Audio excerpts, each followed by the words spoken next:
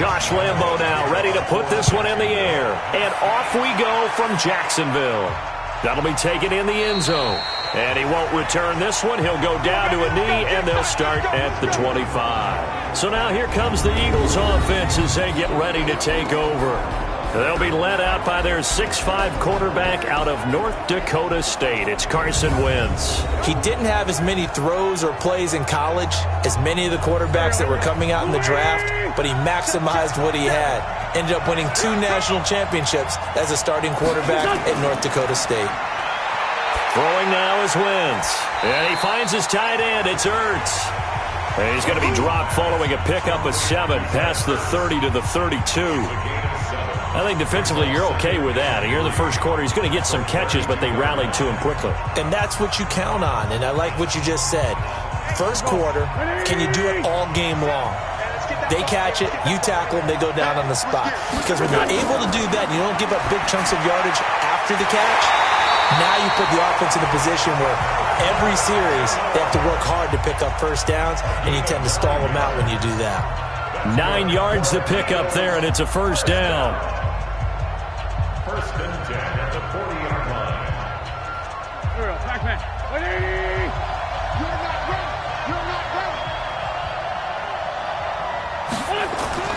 Wentz now on first down. And the reception made by Alshon Jeffrey. And they've got it well across midfield down to the 40 before it's all said and done. A good pickup there of 20 yards.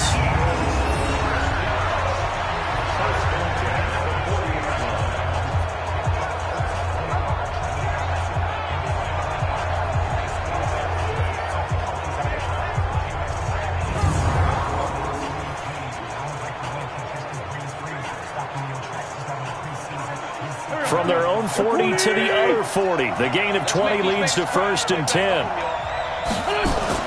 They will run for the first time with Miles Sanders. And some nifty running right away as he'll get this up past the 30. A nice run there, 9 yards, and it'll be second down. You often say that sort of opens the playbook now, second and short. What do you think, early shot here? I like where you're going. Obviously, we've been together for a while because you know me. I want to take that shot early and loosen things up.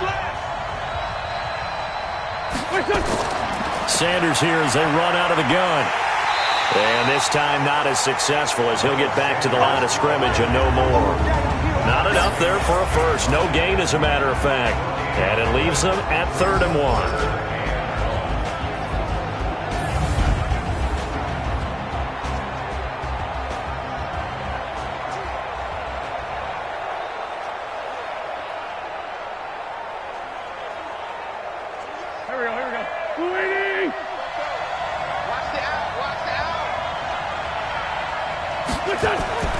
Here's carry number 1 for Jordan Howard. And Howard stopped short. He didn't get there. They end up getting stuffed twice after that 9-yard gain back on first down. Anytime you call an inside running play, you just know there should be a lot of congestion there. You're counting on your offensive line to take control of the line of scrimmage. That didn't happen in this case, and that play got bottled up.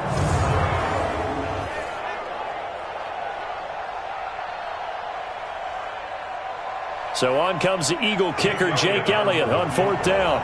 This will be from 49 yards out. And Elliott puts this one through. And the Eagles, they take a 3-0 lead. So the opening drive does yield points, maybe not the 7 they wanted, but they'll take the 3. Accumulating first downs does not go up on the scoreboard, but it does go into the DNA of a team that's trying to establish itself to start a game. That has to feel pretty good for them. They'll take the 3. Yeah, they had 3 first downs and 3 points.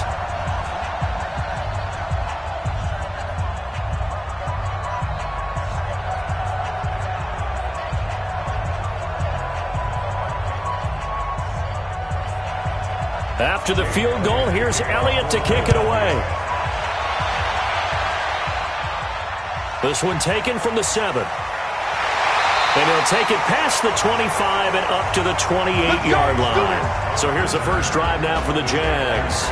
They're led onto the field by the former third-round pick back in 2012, and that's the quarterback, Nick Foles. Love his build, love his arm. Had a Pro Bowl season with the Philadelphia Eagles, looking to scale those heights once again.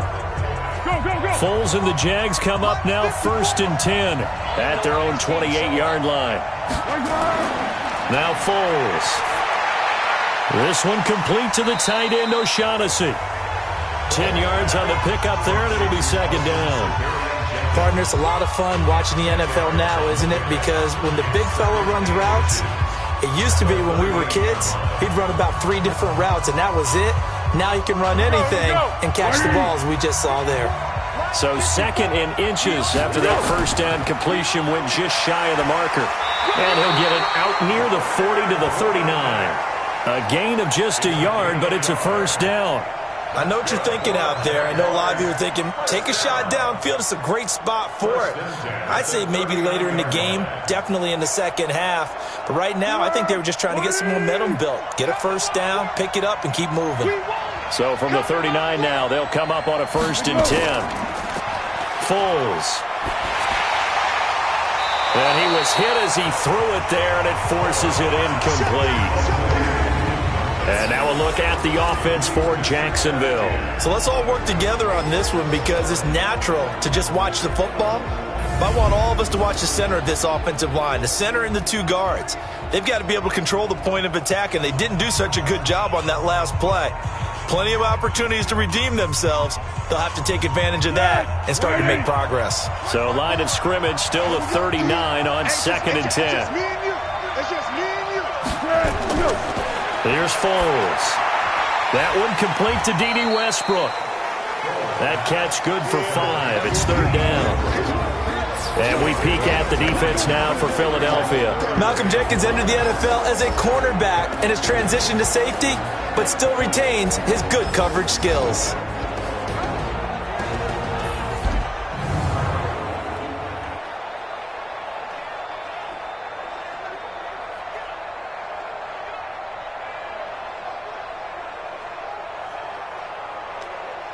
The last play on the completion got them half of what they needed. Now here's a tough 3rd and 5. He'll look to throw. And that is incomplete. Is that all you got? You better come home next time, son. So the defense able to get off the field here on 3rd down. And it's one of the goals of the game. They've got to be effective on passing downs. It's one of the few things defenses chart. How did we do on 3rd down? That's a nice start for them in this one.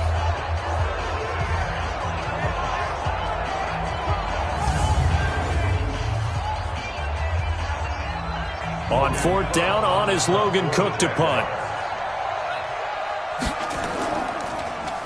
He steps into this one, and this is a rocket.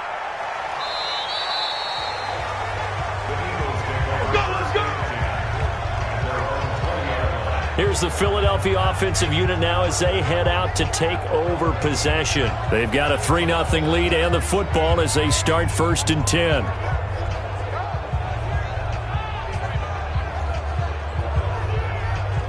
Wentz and the Eagles now with a 1st and 10 at their own 20-yard line. It'll be Sanders to begin the drive.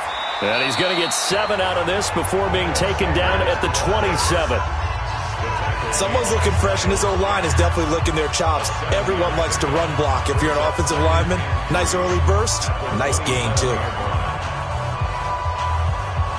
A good run, got 7 on 1st. Here's 2nd and 3. Wentz. He's got the hook up here to Deshaun Jackson. And he'll get it up to the 33-yard line. 6 yards the pickup, and that's a 1st down. We've seen quite a bit of the short passing game here early on 1st quarter, haven't we? We have, and I think it works a couple of ways for this team because, number one, you throw the short game until they stop it. And if they're not going to stop it, you keep throwing it, and occasionally you'll break a tackle and turn into a bigger gain. Also, if they start to creep up, start to pressure receivers, now you go over the top, take it deep, and now you get some of those big shots downfield. And they'll get him down after a pickup of 8, 2nd and 2. 8 yards on the pickup, and now they'll have some options on 2nd and short.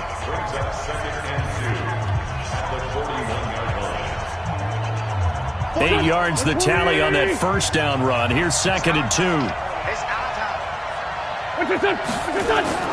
Wentz off the fake handoff to Howard. It's brought in by Jeffrey. And they're well past midfield, just a yard or two shy of the 40. A big pickup there for the Eagles' first down, 18 yards. Alshon Jeffrey so dangerous even when a defender's near him. He's got such a big body, ability to run, positions himself well, excellent control. And you're exactly right. Even if people are draped on him, he often comes up with the catch. He really symbolizes what people are looking for in receivers in today's NFL.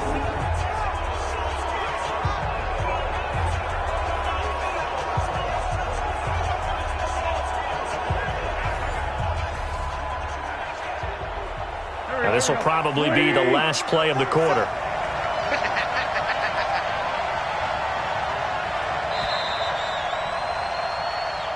Let's go. 3-0 after 1 on EA Sports.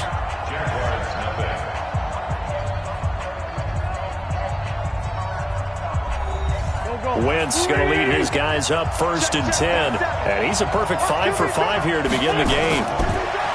Now Wentz. Well, that's complete to Sanders. Just a 1-yard pickup on the play, and that'll make it 2nd down. Everyone's got to be able to catch the football. Doesn't matter what position you play, but if you're on offense, be aware a ball may come your way. They only got a yard out of that last completion, and that makes this 2nd and 9. To throw is Wentz. Caught by the tight end Ertz. And they're able to get this one past the 30 down to the 25. Philadelphia picking up the first on a gain of 15. A lot of tight ends just use their size and their strength, try to occupy some space and kind of body people away and catch the football. But not this guy. He's a refined route runner. Makes me wonder if he took some dance classes in his background with his footwork.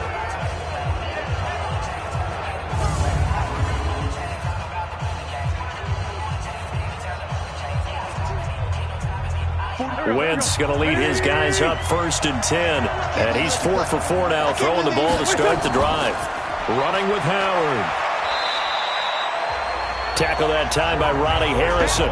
One thing to keep in mind, partner, especially in the second half, when you've got a running back of this size, of these dimensions, I can just tell you, attrition does set in for a defense because you're excited about hitting him in the first half. Maybe not so much in the second half, and some of these shorter gains turn into bigger runs later. Throwing on 2nd and 8. Wentz, and he'll hit Jeffrey complete. And he's going to have another first down as the tackle's made at the Jaguars' 12-yard line. This has to go down as one of the simpler routes in the playbook, but oh so effective. Nice completion there. Keeps the sticks moving. Wentz going to lead his guys up 1st and 10. And he's 8 for 8 now, throwing the ball to start the game. On 1st and 10, it's Sanders. He'll get this down inside the 10 for a pickup of about 3. Well, that call makes sense because they've been throwing it well on this drive, and once again they show passing formation, showing the shotgun. Then they ran out of it. That's a nice play by them defensively, though, to hold it to a short gain. 3 yards on that last carry. Here's 2nd and 7.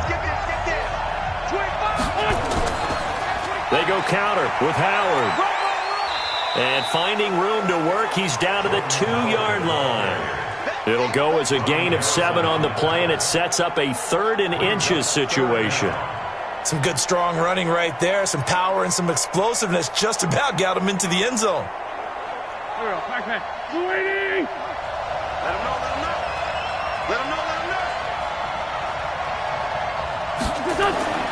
Wentz going to try and throw on 3rd.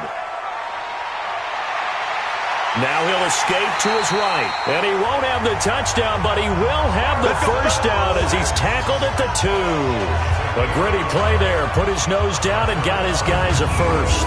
Now that's disappointing for the defense. They had the advantage, had excellent coverage all over the field, but they let him get away, scramble, and pick up a first down and inside the 5-yard line.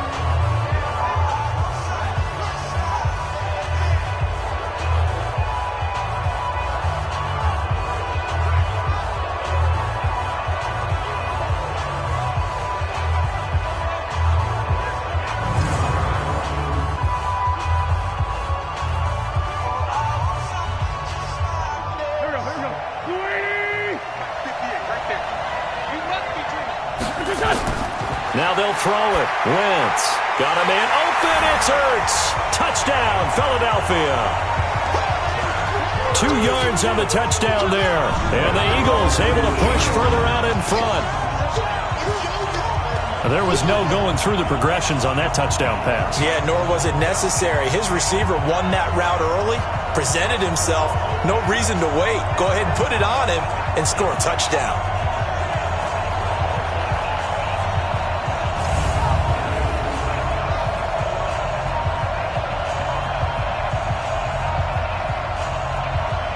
On for the extra point, Jake Elliott.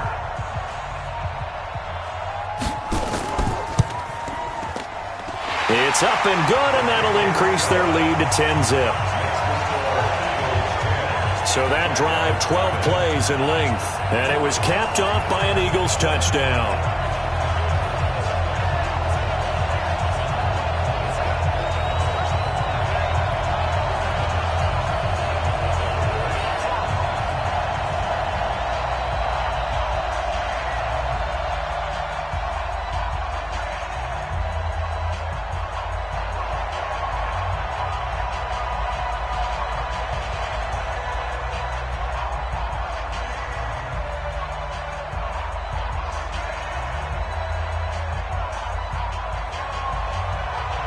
Now after the touchdown, here's Elliott on to kick it away.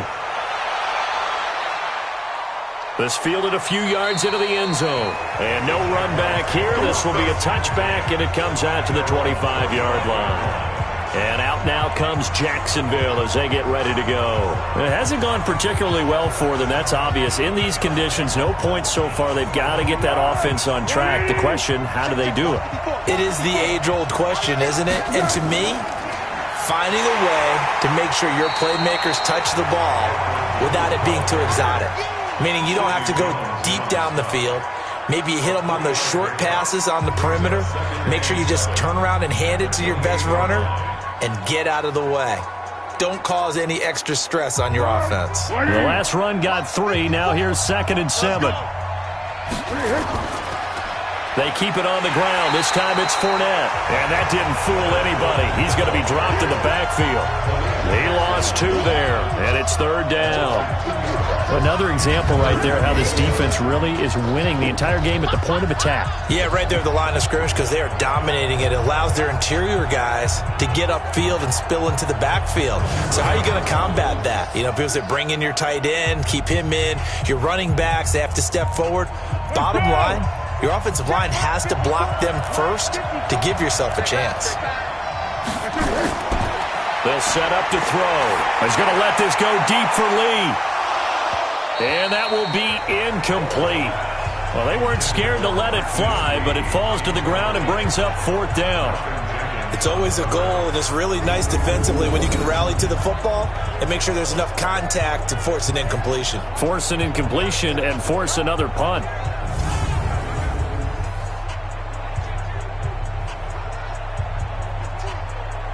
Here's Logan Cook now as he'll punt it away for the 2nd time.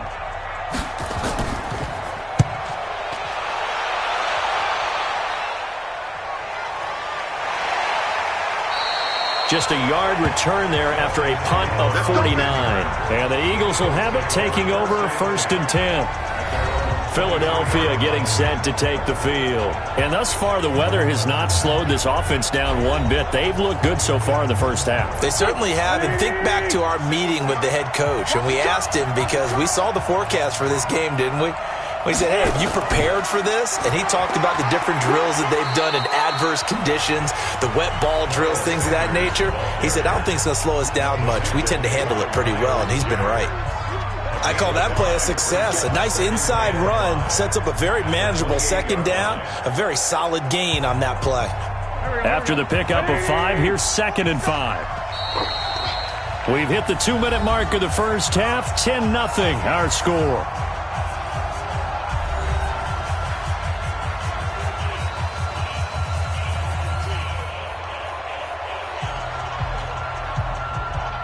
Go. A reminder that when halftime rolls around, Jonathan Coachman will have all the highlights and analysis of this first half of play from our studios in Orlando. They try to throw on second down, but this one is incomplete. Nice play there to force the incompletion. And to me, one thing's for sure. When you're the underdogs and you're playing on the road, you absolutely have to get takeaways. You've got to get the ball from them. Yeah, win that turnover battle, going to be key. They didn't get one there, but you get the feeling they keep making plays like that, they might just get a few. Yeah, once you get one, defensive teams think they come in bunches. And he's going to be taken down here, still a couple yards short of the first. The Jaguars going to go ahead and use their first timeout. So as they take it over, we step aside.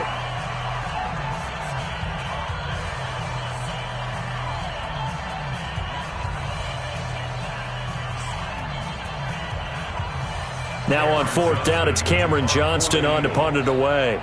Back deep for the Jags, D.D. Westbrook. And this is away. It's a high kick, and he got all of it. And this will hit just beyond the goal line as it's into the end zone for a touchback. Out comes the Jacksonville offense as they get set to take over here. And this not an easy situation. You're down early, in the elements, you're on the road. How do you get the mojo back? Well, one thing is to remember that as an offensive player, you have a much better idea of what you're trying to accomplish and where you're trying to go than the defender. So in this case, because you know it, you can make your cuts with a little more decisiveness, maybe a second fake, some double moves, things of that nature, to go ahead and try and put some pressure on the defense. The completion good for 3, and it's second down. One thing you're hoping for when you run drag routes, you're able to hit a receiver in stride, and he can pick up a lot of yardage after the catch.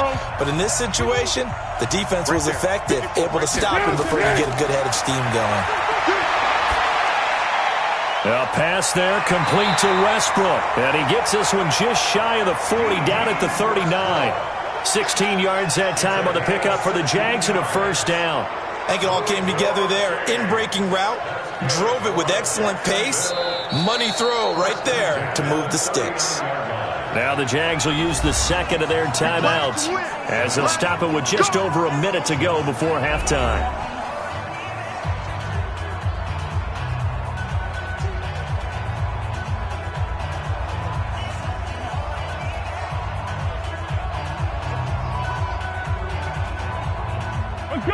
So from the 39 now, they'll come up on a 1st and 10.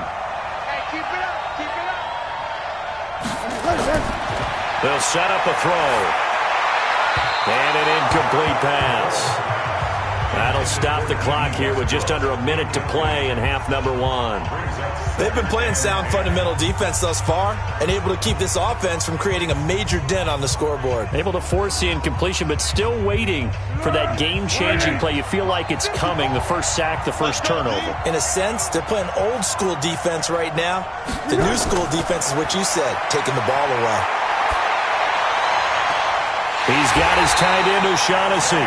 And he has another first down as they'll get the ball down to the Eagles' 33. Almost not fair. The big guy running the corner route, being able to lean and push and get to where he wants. So how do you stop it? A lot of times you want to have a linebacker on him, a bigger body guy who can handle him physically.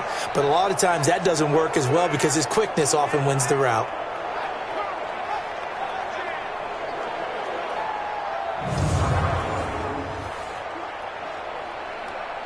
This offense finding its legs now. Here's another 1st and 10. They'll look to throw. The open man is Westbrook. And he is out of bounds inside the 30. 5 yards on the catch there, brings up second down. It's a gain of 5. Brings up second and 5. Second and 5 after the 5-yard completion on first down. 2nd and 5. He hits blue. And he'll be a couple yards shy of the red zone here at the 22-yard line. 6 yards to pick up, and that's a first down. Now a timeout signaled for, and they'll get it with 10 seconds to go before halftime.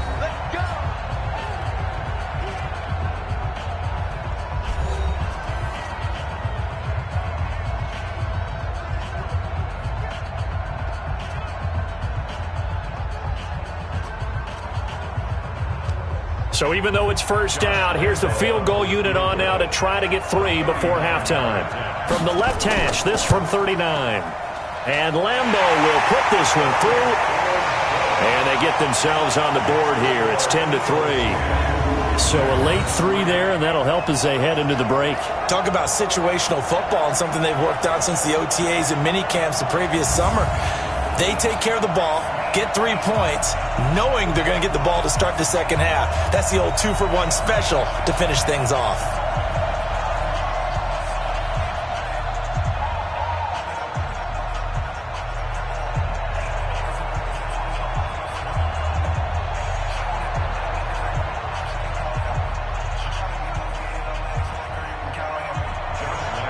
Now after the made field goal, back out Lambo to kick this one off. This is taken at the 3. And not a bad return here. He gets it out to the 25-yard line. The Eagles offense set to begin their next drive. Time for a final kneel down or a safe run, and then they can head to the locker room with a lead. Yeah, or they can even run a screen. You know, something they feel is somewhat safe that might actually pop and turn into a big play. That's what you usually run in this situation. Or go 4 verticals because why not? Because you're feeling it, right? You're just feeling it. Okay, Brandon, thanks very much. And welcome, everyone, to this abridged version of the EA Sports Halftime Report. This one has been a hard-hitting affair to this point, and you got to expect we'll see more of the same in the second half. And to bring the action your way, let's get it right back out to Brandon Gott. Okay, Coach, appreciate it. A 1-touchdown game here as we get set to resume play in the second half.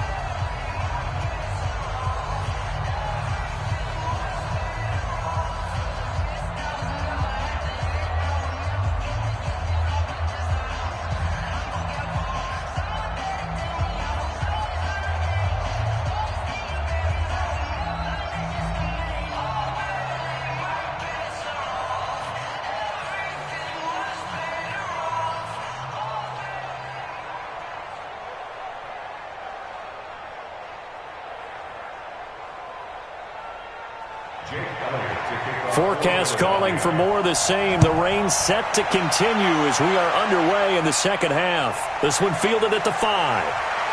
And he'll be brought down at the 23, make it the 24-yard line. Out come the Jaguars now as they'll go on offense first here in this third quarter. They're close game, but they're going to need to do a little bit better probably here in half 2, no? I would agree with that totally. I would guess it in the locker room. They talked about cleaning up some of the errors. Overall, I think they wanted to be positive with them. Guys, we're right there. Just not playing as well as we need to. Let's pick it up, and we still have a chance to win this game. Yeah, they do. We'll see if they can pick it up. You know, despite the scoreline, I think they've got to like where they are here. They're on the road and just one big play away from getting right back in this game. I'm going to follow right along with you because the spot they're in now is a credit to their defense. They've kept them in it by making the plays that they've made, and that just means you're one big score away from being right back there. Now, the question is, can this offense step up and make that play? Because that's been an issue for them in this game. Just a couple on the pickup there, and now it's third down. Well, that's a good start to this drive on the defensive side of the ball. They force the incompletion on first down. Then you're able to shut down the running play on second. Yeah, I wouldn't be surprised now. A little bit of pressure going at the quarterback in an expected passing situation. Back to throw here. And he will not be able to get away as Foles is taken down. Fletcher Cox, the former Mississippi State Bulldog, ringing the cowbell there on the sack. There's a little bit of defense right there. Nickel set, 5 defensive backs. They just snuffed out every route that was going. Quarterback never got rid of the football.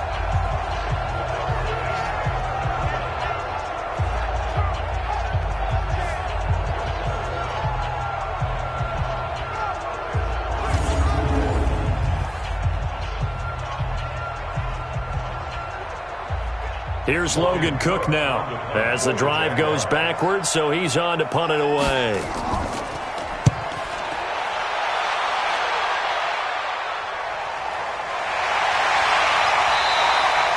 That's going to go in the books as a 55-yard punt. Well done. And possession will switch hands, 1st and 10. So here are the Eagles now as they get set for their first possession of the second half. They were able to get the ball back here, didn't surrender any points. Now they'll look to add to that lead. Hey, how about the boost the defense gave them? Going right out on the field, shutting them down, not giving up any points, and turning the ball back over. They want to do their part now and show them a little respect and some gratitude by scoring some points. And to get a little more cushion. And they get him down, but not before he takes it across the 40-yard line. It's a gain of 13 and a first down for Philadelphia. That was good, tough running right up the middle. And if the defense can't penetrate and make him slow his pace or change direction, that's often the end result.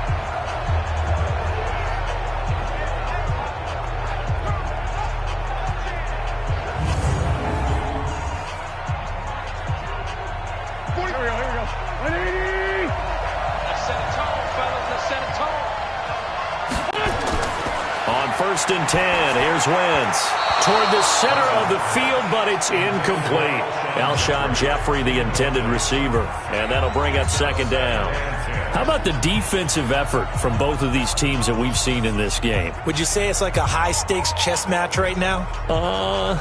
Chess is one way to go. Yeah, I like it. Okay, the only reason I say that, you feel like they're contemplating their moves before actually making one, and none of them being done very confidently. Truth be told, I've never played chess, and I know that I'm not smart enough to play chess. Guys like you with your IQ, you can pull that off. Despite the blitz, they're still able to pick up a nice solid gain. The disadvantage of blitzing often alters the normal spacing and run fits and leaves creases like they were able to exploit right there.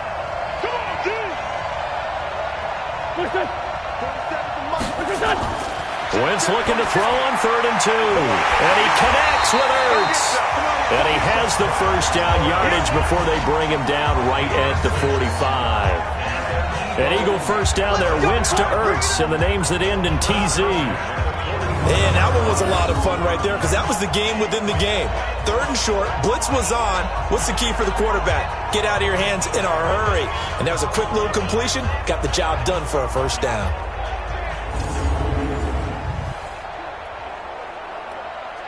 So in Jacksonville territory now. Here's a 1st and 10 at the 45-yard line.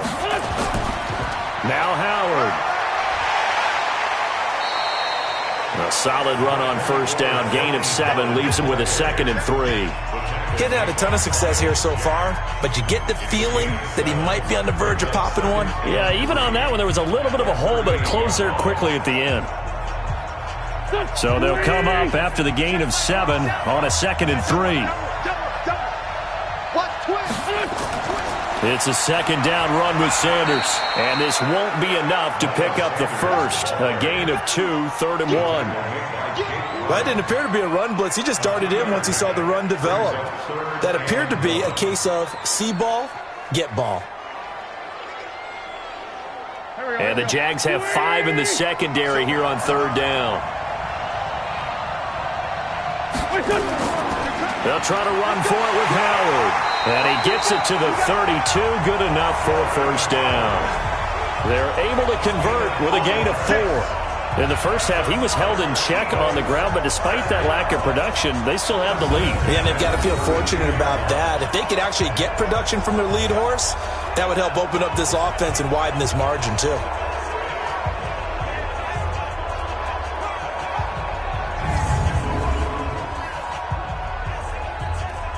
From the 32 now, here's 1st and 10.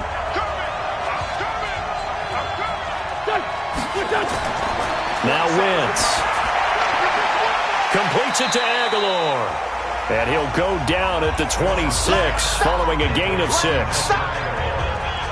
I know many people like to throw to the tight end, maybe in a little flexed out position because he creates mismatches with his size.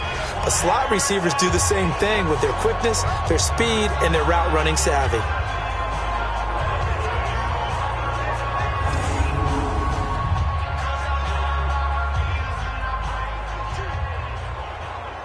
Six yards was the pickup on the last completion, so here's 2nd and 4. They run with Howard. Down to the 25.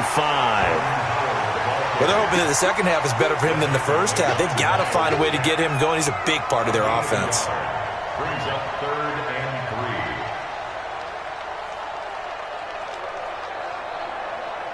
Here comes play number 9 now as they come up on a 3rd and 3.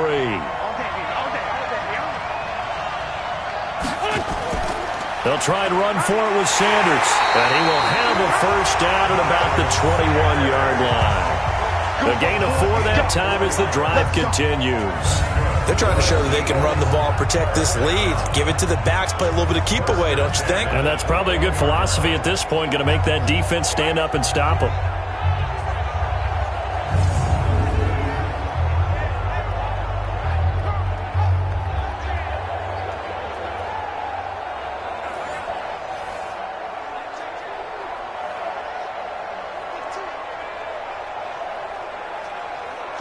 Waiting. 44.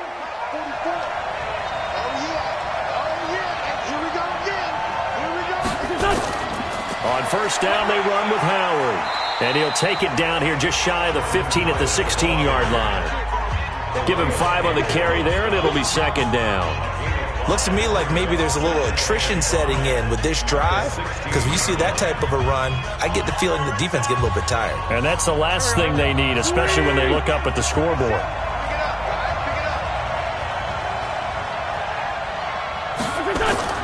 From the 16, Wentz. It's caught by Aguilar. And he's brought down just outside of the 10 at the 11. 4 yards on the completion, and it sets up a 3rd down.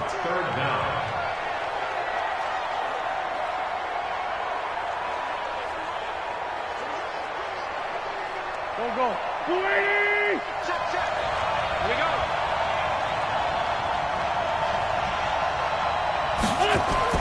From the gun on 3rd down, Wentz. And Jeffrey's got it. And he'll be brought down on what's going to turn out to be the final play of this 3rd quarter. It'll be 1st and goal when we come back. We'll return with more after this. This is the NFL, and it's on EA Sports. So 1st and goal, 6 points here would go a long way toward wrapping this one up. Working from the gun, Wentz. To the end zone, but it's incomplete. He was trying to find Deshaun Jackson that time, but it'll be 2nd and goal. First quarter, Charles, you really emphasized the importance of winning the turnover battle as a visiting team, as an underdog. They haven't forced a single turnover in this game. And right now they're losing, so no turnovers might lead to no victory. Howard all alone in the backfield on 2nd and goal. He'll get it up the middle, and he'll be stopped about a yard shy of the goal line after a pickup of about 3. So now things get interesting on 3rd and goal from the 1. This almost becomes a Darwinian call, doesn't it? Almost survival of the fittest here. I know we can go all cliche. I'll go ahead and do it. Who wants it more here? Who has a better leverage at the line of scrimmage? Let's go and see what happens. Wentz now to throw. Looking end zone, but it's incomplete. So it's been a long drive. They've held the ball for quite a while. Now what do you do here? Well, to me, at this stage after this drive, this close to the goal line, 3 points would be a letdown. I'm going for it here. So on 4th down, out trots the kicker in a big spot here. This to make it a 2-score game. The kick by Elliott is good. And they will stretch their lead to 10 now at 13-3. So his 2nd field goal of the game, and that could turn out to be the big one. Yeah, you have to make them score twice to beat you, and that's not impossible. But here in the 4th quarter, puts their backs clearly against the wall.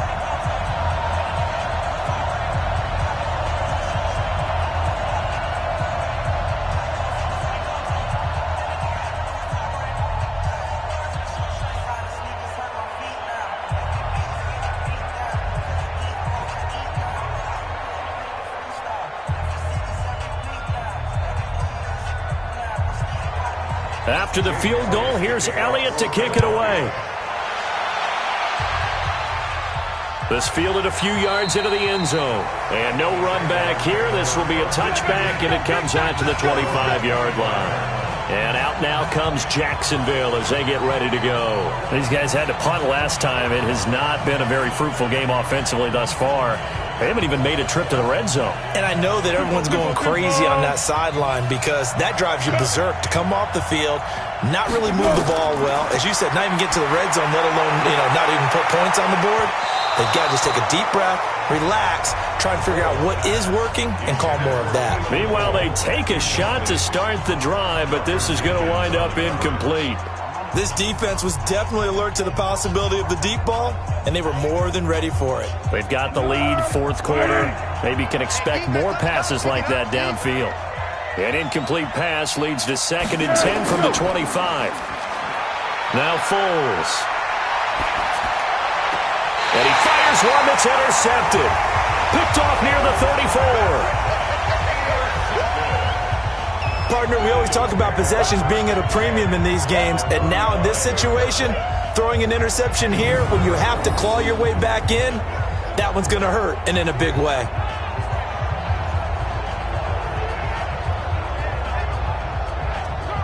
Carson Wentz, along with his offense, heading back out there for their next possession. And the stats on the screen tell the story. A great start. This defense, they made some good adjustments, so he's fallen off since. Have to like what they did at the half, but you also have to like the fact that they hung in there. Despite the fact they had a tough first half, he was locked in, right? Rocking and rolling. They came out, made their adjustments, got their confidence back. Now they're causing him all sorts of trouble. It's a gain of 13 and a first down for Philadelphia. Well, that looked like an example of what you said back in the first half. A running back of his size can really wear down a defense. I think he's starting to do that. I think you're exactly right. And know what else he's doing? He's inspiring the rest of his team because they see this starting to happen as well. So that means they're going to redouble their efforts to help him out. Extra blocking, getting downfield, helping him out. Go. 280.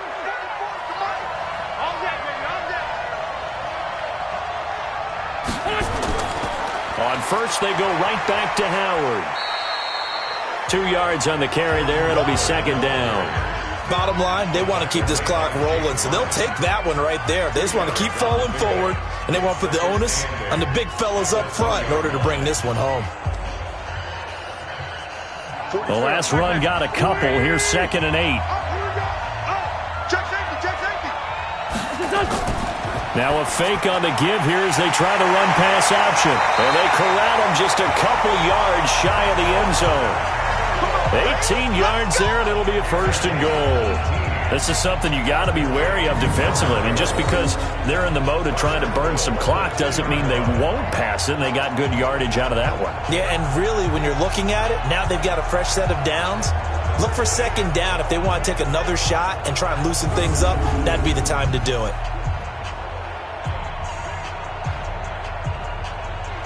A good chance now to put this game on ice. This is 1st and goal. To throw, it's Wentz. And that is caught. It's Aguilar for the Eagle touchdown. 2 yards on the touchdown there. And the Eagles able to push further out in front. An out route there for the score, a quick out route there for the score. Yeah, you're not really surveying the defense on this one. You're just counting on timing, making this play happen. 1-2, ball's out of his hands, knows where he's going, just puts it to the outside. Touchdown. Elliott on for the extra point.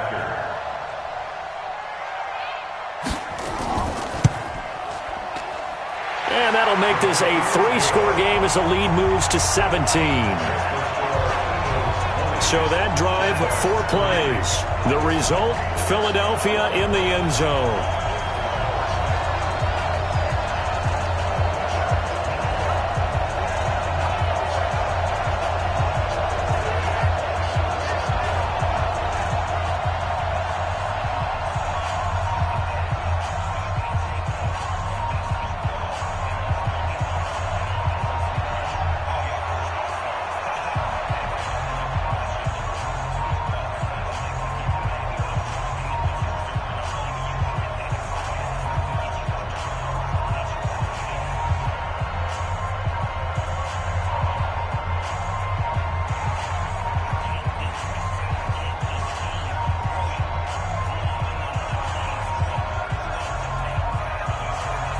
Now after the touchdown, here's Elliott on to kick it away. That's fielded in the end zone. And no run back here. This will be a touchback, and it comes out to the 25-yard line. Nick Foles gearing up again here to go on offense. And that interception that ended their previous drive likely also ended any shot they had at victory. Yeah, long road back from here, no doubt about that one. But let's face it, if you're going to go out there and compete, you want to try and end on a strong note, don't you? Absolutely. It won't end in a victory like you said, but they can maybe take something positive out of this one. And they'll get it up just short of the 45 at the 44. The drive starting play, a good one. Give him 19. Decent start to the drive, but let's face it, they need a lot of things to go right in a short amount of time, down 3 scores. Yeah, they're going to run their 2-minute offense here in this game, but this is for future games. Can they get better and be ready for the next time, hopefully with a chance to win?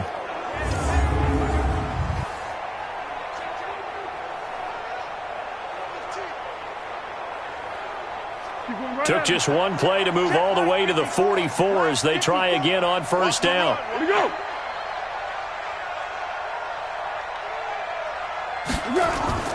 Foles. Now they set up the screen. That's complete. And he'll lose yardage here. Back at the 41. That sends him 2 yards in the wrong direction and leads to second down. Got to give some credit there defensively. They snuffed out that screen early on first down. Really read it well, didn't they? Because they didn't bring the pressure that they expected. They covered all the passing lanes.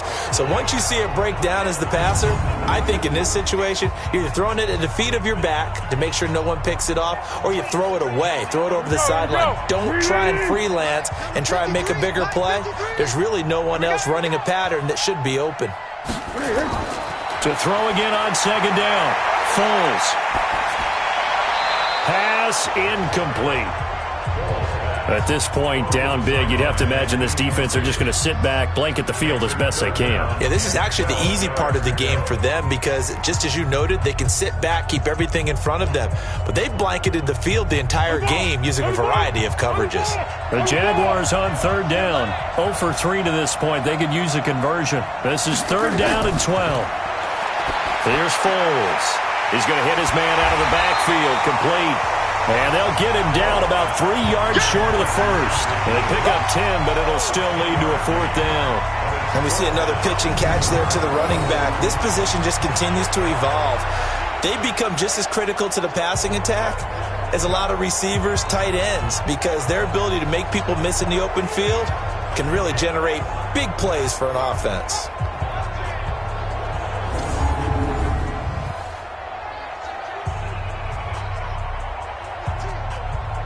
They're already slim hopes are going to ride on this one. They'll go on fourth down. They'll go with a big bank Fournette.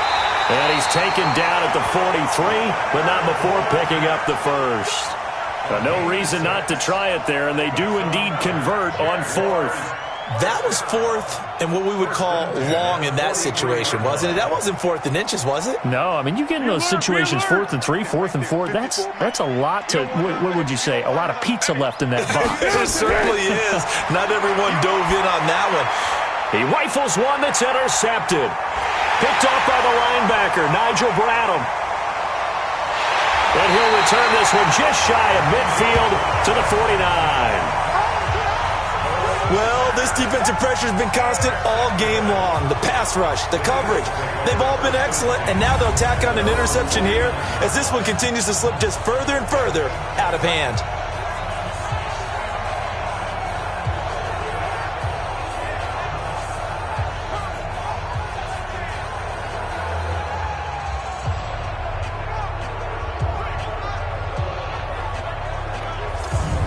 Now come the Eagles. And they're hoping to redo their efforts in the last drive when they got into the end zone. And just think of what it's like now on the sideline, because when you score a touchdown, you have to go over and look at the tablet and see what you did on the last drive. When you scored points, it's a whole lot better view than when you're trying to figure out how to fix things there. They'll begin the drive with Howard. And he'll lose yardage here, back at the 47. It's a loss of 2 there, bringing up second down.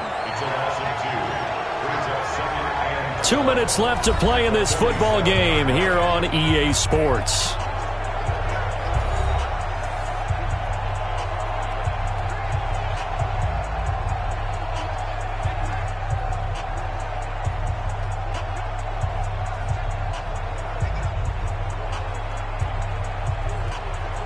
So it's Eagle football here as we get you reset.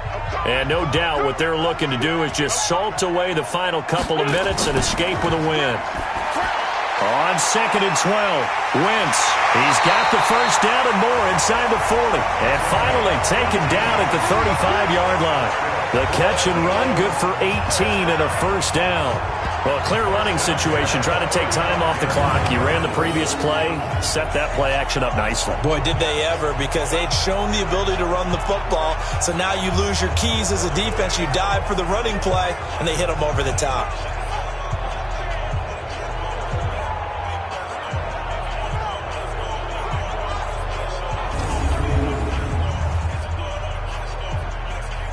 Not totally home free yet, but it's looking good as they come up 1st and 10.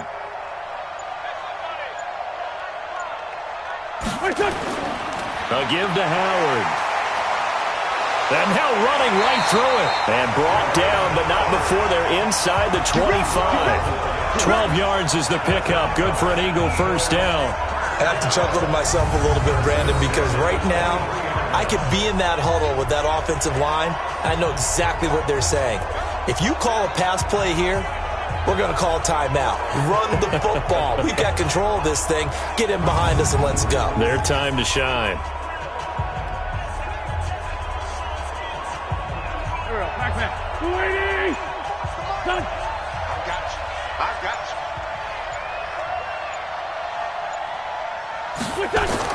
Right back to him on first down. And he'll be brought down inside the 20 at the 19. Miles Jack there to make the tackle. Frustrating for a defense, energizing for an offense. Finding a way to create that type of yardage in your running game, that'll make the guys carrying the ball very, very happy. The first down run got 5. Here's 2nd and 5. I'm coming after you. Kill. So it's a victory here for the Philadelphia Eagles. And it was their defense that really made the statement after the break. They pitched the second half shutout. Yeah, think about the team that just got vanquished. They did score in the second quarter. Do you think they thought at all that that would be their last points of the game? No, but what a second half. The adjustment, whatever they did in the locker room, it certainly worked. It certainly did, and you're exactly right. Whether it was an adjustment, whether it was just more focus on what they planned to do going in, whether they just played better, whatever it was, it all came together in the second half, and no points were allowed. That's a great way to close them out.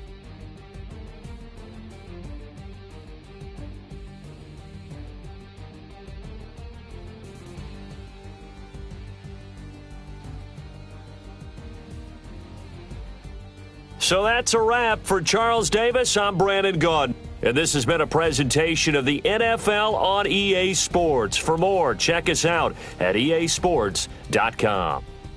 With that, we sign off from Jacksonville.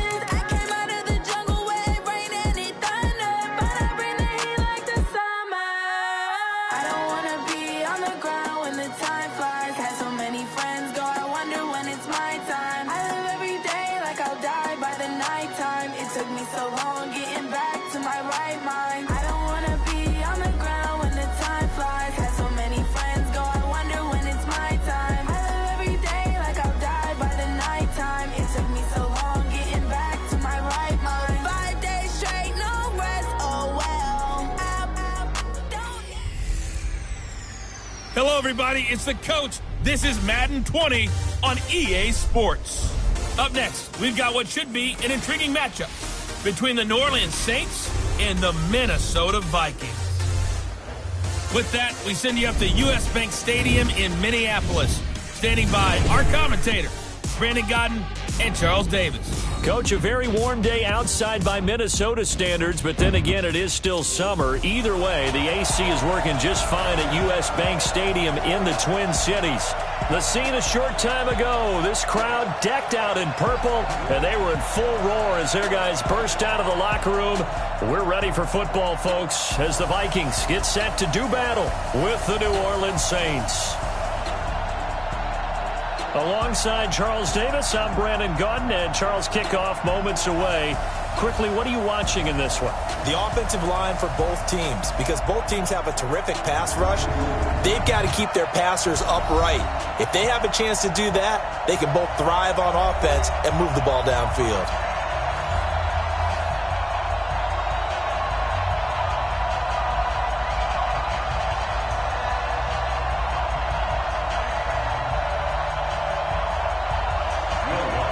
Here's Will Lutz ready to get this one started. And we are underway from downtown Minneapolis. That's fielded in the end zone. And no run back here. This will be a touchback, and it comes out to the 25-yard line. So here's the Viking offense making their way out. They'll be led out by the veteran quarterback out of Michigan State. The former Spartan, it's Kirk Cousins. Forget the measurables. His temperament, which is so even-keeled, often masks a burning desire to win and perform. This guy takes it seriously when he lines up to play, and usually he puts on a nice performance. And he will lose yardage here back at the 23-yard line. Call it officially a loss of 2 on the first play from scrimmage. Second down. If you're a selfish player and you're throwing the ball, you're cool with the completion. Maybe not so cool with the yardage loss, though, huh? Yeah, you went backwards on the yardage. Hey, it kind of works like a sack for the defense there. Yeah, it's a really big play for them, right? Able to figure it out, sniff it out, and finish it off. First play of the drive goes the wrong way. Here's 2nd and 12. From the gun, here's Cousins. That one into the hands of Thielen, complete. And he gets this one just shy of the 40. They'll mark him down at the 39. The catch and run there, good for 16 and a first. That looked like a pretty good route combination there, because you've got to find a way to clear the guy running the drag, because when you do, you just put the ball on him and then let him run. Yeah, he's got some space.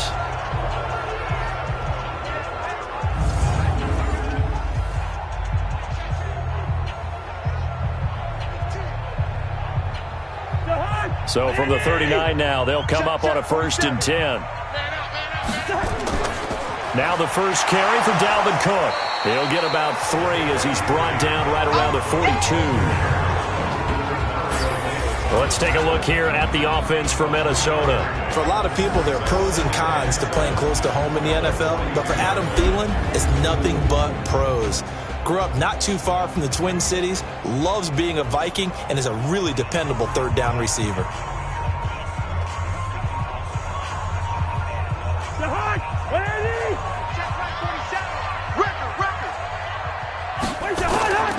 On 2nd down now, it's Cook, and he stopped immediately there. No gain on the play, and it's going to bring up a 3rd down. And here now, New Orleans defensive unit. Cameron Jordan is now one of those versatile defensive linemen who can play all up and down the front. Whether he's playing tackle or end, he knows how to make plays.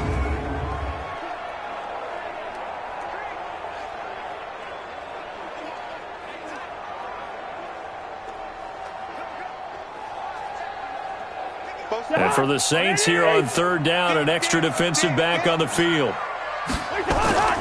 From the shotgun, it's Cousins.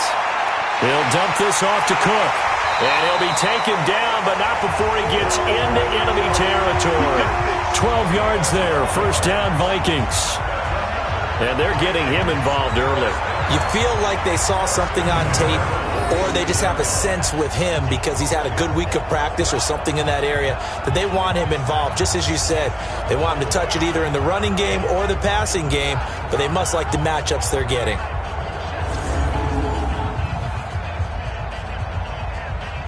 So in Saints territory now. Here's 1st and 10 at the 46.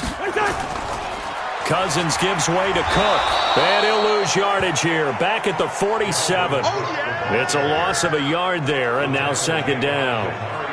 I know that speed is the hallmark of today's NFL game, but the key to good rushing defense is still having your linebackers set the edge.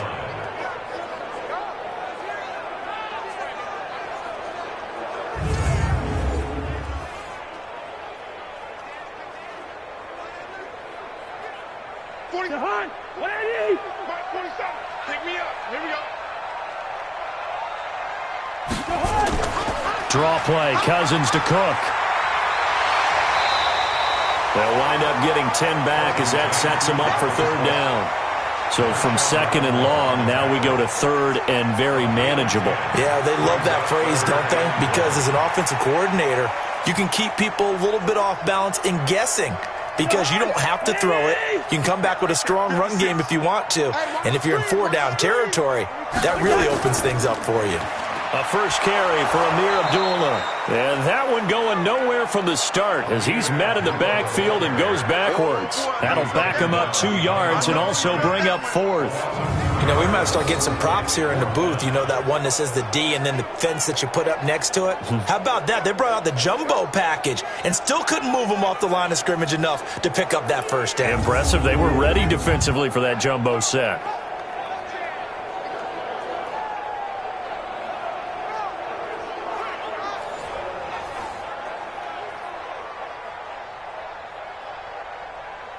So they are going to call on Dan Bailey here. His career long is 56 yards done in Seattle.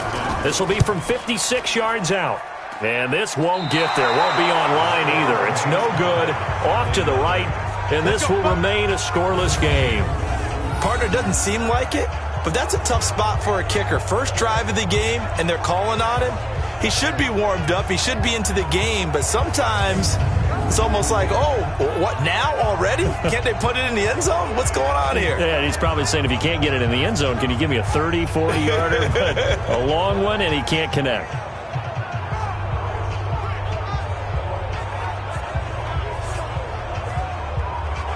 So the missed 56-yarder, and now the flip side. Good starting field position at the 46 near midfield. Off the play fake to Kamara, it's Breeze. Rush coming, and he's taken down. Anthony Barr comes rumbling in for the sack. And so much for that great field position to start the game. Now they're way behind the sticks. Can't wait to see what their 2nd down call is going to look like now.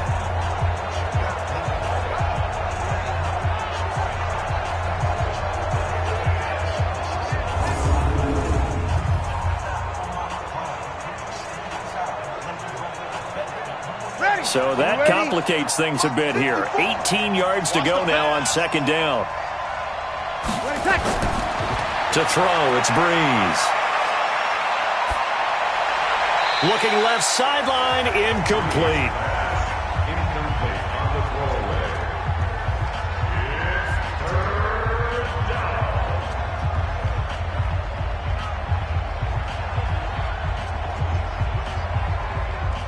An incomplete pass on that last play, and that means they'll need to come up with something here on 3rd down. Working from the gun, it's Breeze. Looking for Thomas, but that's intercepted. Xavier Rhodes with a pick. And a huge return as he'll take this one all the way down inside the 30-yard line. He was trying to hit Thomas that time. Well, Brandon, there's no question who they're going to look to on 3rd and long, but you can bet this defense knows that as well, so they've got him blanketed downfield. And this ball winds up being intercepted.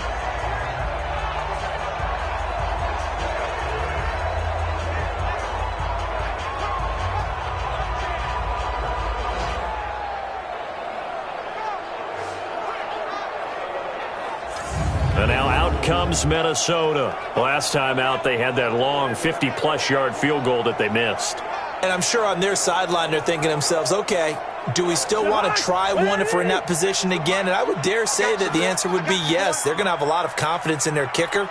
But just to be on the safe side, I'm sure they told their offensive guys, can we get a little bit closer this time? Closer. Yeah, well, you know, I'd rather get in the end zone first and foremost. But if all else fails, less of a field goal attempt for him. 23 yards on the play. The goal for any offense versus a zone defense, find the holes where guys are available and put the ball on the receiver before any defender can step up and fill it. They did it well there. Perfectly executed crossing route.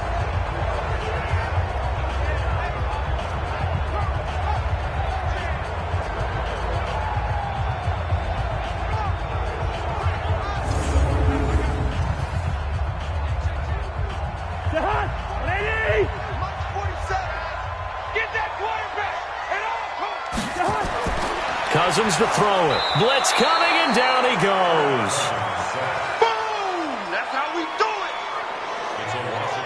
Well, that was point counterpoint, wasn't it? They decided to throw for it on 1st and goal. Instead, the defense counters with pressure, and the defense wins, getting a big sack.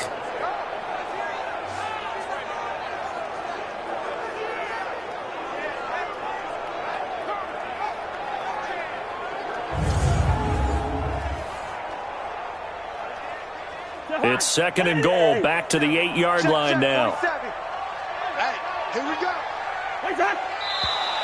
Now some movement before the snap. And we'll hear from our referee for the first time this afternoon. Expect this from the visiting team when playing indoors, but not the home team. They're supposed to get all the advantages, right? The home crowd's supposed to help them. They forgot where they were, perhaps.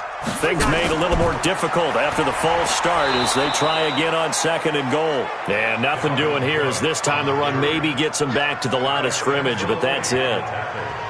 So stuff for no gain on 2nd down brings up a pretty interesting 3rd from this distance. I'm throwing the ball, and I'm not even thinking about play pass. I'm going to let them know right away I'm throwing it, but I'm probably giving my quarterback some room, sprint him out to one side or the other, and give him an opportunity. If it breaks down, he can take off and run for it. Now throwing on 3rd down there, but he cannot connect.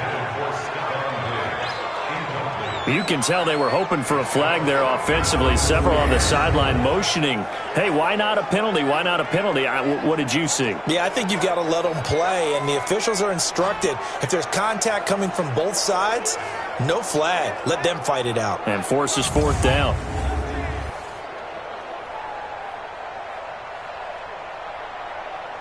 So out comes a field goal team now for the 2nd time here today. Field goal.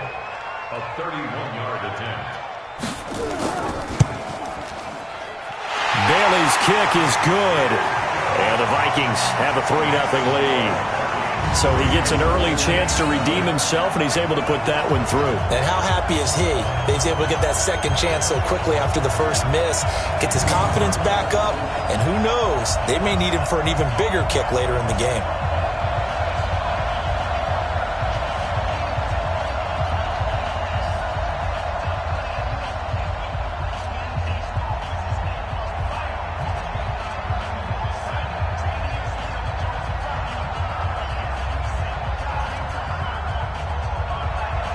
Now after the field goal, Bailey will kick it away.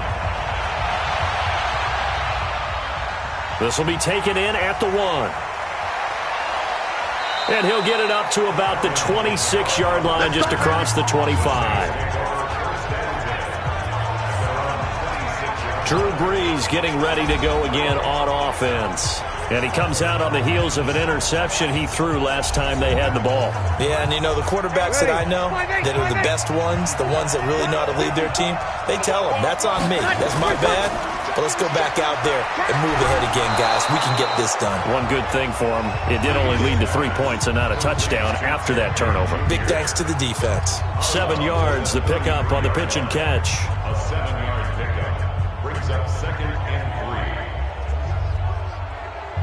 Ready? 5-9. My spot 4. Yeah.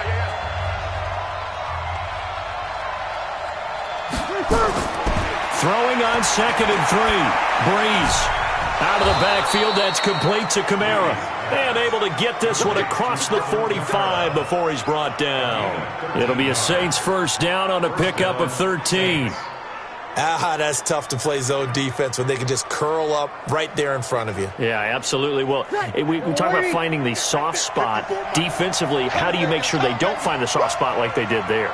Tough to do because what they normally will do is run routes that'll pull you out of that spot they want to get into. That's what we call not taking the cheese, right? Don't go for the mousetrap. But it's hard to do because when you see a guy cutting that in that direction, you tend to go towards him.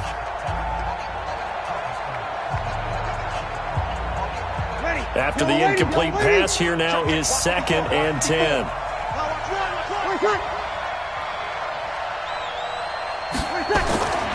Breeze to throw again. And it's hauled in by Jared Cook. The catch and run going to wind up netting him 33 yards. I know we love our jobs, and pretty much any play we see, we're pretty, excited about. But big plays, let's face it, that's what we absolutely live for. How about that one? That was great. And what our camera missed was the fist pump from the sideline after that catch. They're fired out. That's a big game.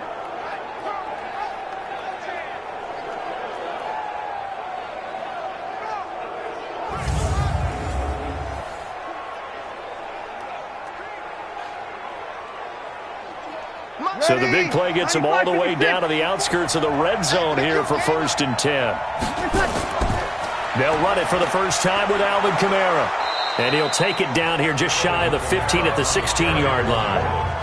5 yards on the carry. Good pickup on 1st down. A quick burst there, and he nicely bit off a pretty decent gain.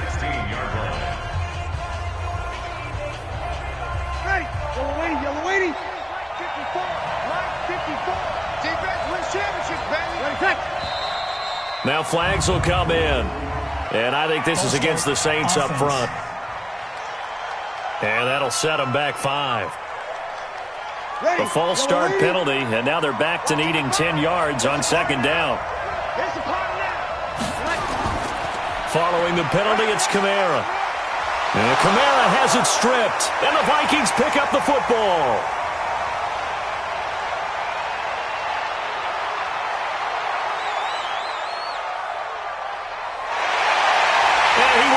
His way into the end zone for a touchdown. Oh, backbreaker. That'll drive the coach, the offensive coordinator, just crazy. You get it all the way down there in the red zone, can't capitalize. Instead, they go the other way on the fumble return for a touchdown. How about the aggressiveness of the defense, though? They're not about to just fall on a fumble, are they? Scoop and score is their motto, and they just did it. Dan Bailey now for the extra point.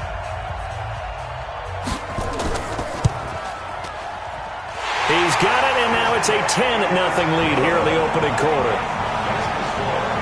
So not only the cough up, but then the pickup on the other side, the scoop, and the score the other way, the fumble return for a touchdown.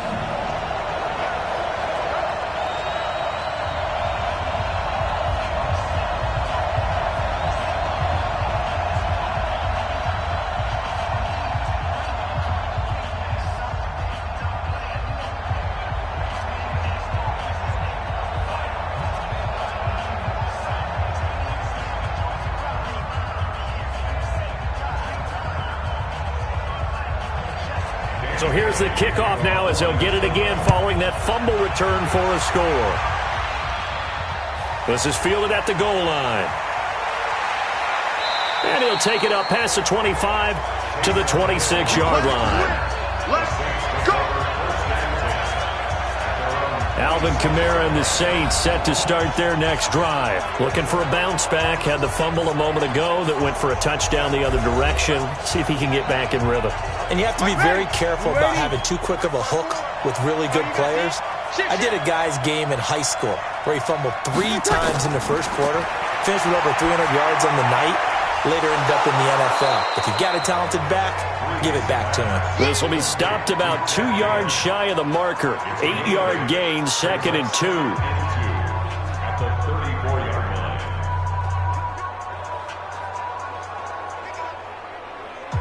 Facing a 2nd and 2 after that last catch, good for 8 yards.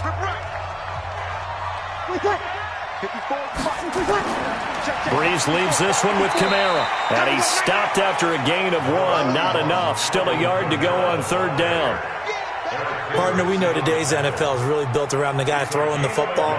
But these short runs, they still pay dividends because they can take their toll on a defense and they can add up as the game goes along. You control the clock, you control the ball, and that way you often control the game.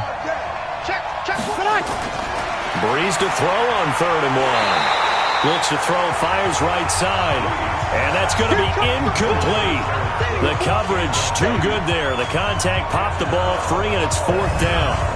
That makes them now 0 for 2 here in the first quarter on 3rd down conversions. And now they'll look to their defense because they need them to step up so they don't fall further behind here in the early going.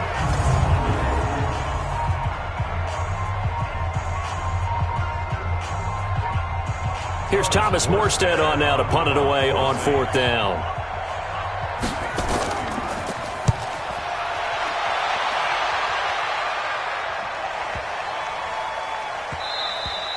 And he didn't quite have the backspin on that one. It hits at the 4 and continues into the end zone. It's a touchback. Now the Minnesota offense set to take over again. They're looking sharp, out early to a 10-zip lead and looking for more as they've got it 1st and 10. Cousins and the Vikings with a 1st and 10 at the 20. Play action now. Cousins. That's complete to the receiver, Thielen. And they're going to get this beyond the 40 before he's taken down. 23 yards, the final tally. I don't care who you put on him. He's going to be a handful in one-on-one throws. Yeah, right now you're right. They're in man-to-man. Maybe need some safety help. I would say that'd be a good idea. Double team him somehow. I'm going to have to make someone else beat me rather than let him shred my defense.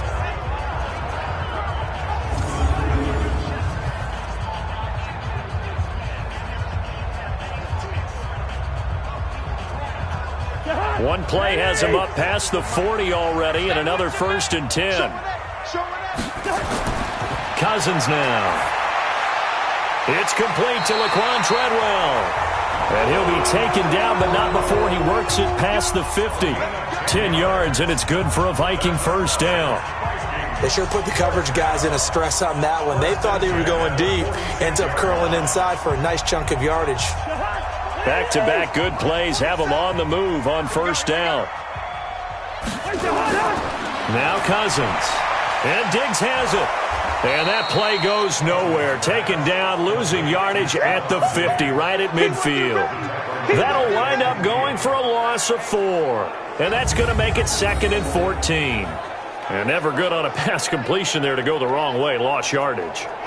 No, for some reason, it seems to work better when you throw it downfield or you can move the ball downfield running it that way, doesn't it? But in this case, if you're the defensive guys, you're energized, executed well, and you caused a lost yardage play. That's going to feel good and look great in film. So they had the big loss on that 1st down pass play and facing a 2nd and long. Now a man open down the middle of the field, and he'll go down shy of the 40 at the 41. Never make the mistake that the slot receivers, especially the little guys like we're watching here, are just quicker than fast. A lot of them combine quickness and speed, and they catch a lot of footballs, as we just saw there. Check 56. Watch the run, watch the run.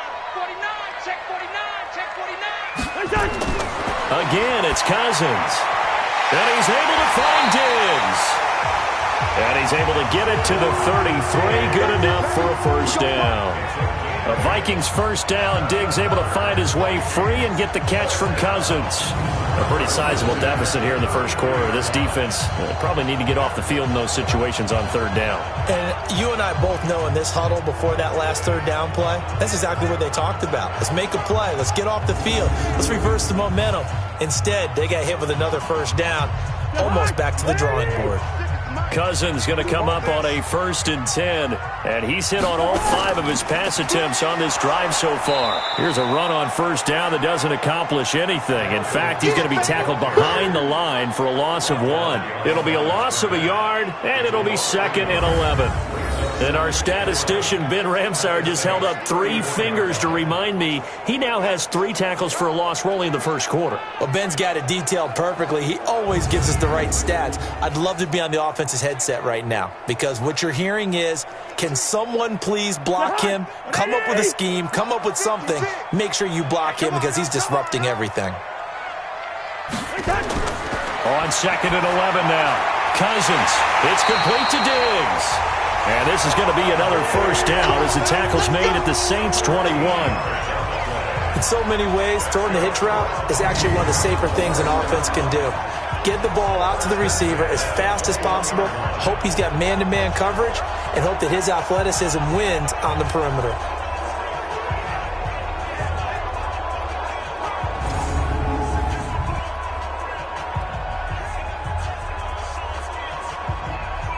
Cousins now already over 100 yards passing in just this first quarter. It's 1st and 10. Working out of the gun, Cousins. That'll be complete to Cook. And he will lose yardage here back at the 23-yard line. That's going to go as a loss of 2, and it'll be 2nd down. That was well defended, and while it was a completion, it resulted in a loss of yardage. It's really, really hard for a running back to think to himself, I probably should have just dropped it and saved the yardage. It goes against the entire training that he's had his whole career.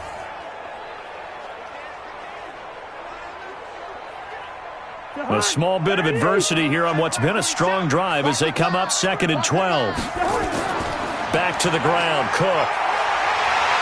And he'll go down here at the 12-yard line. They get 11 back on that one. It leads to 3rd down.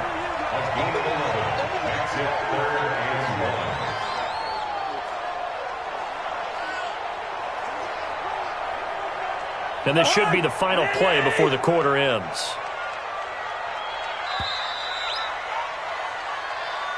That's 10-0 the score after 1 on EA Sports.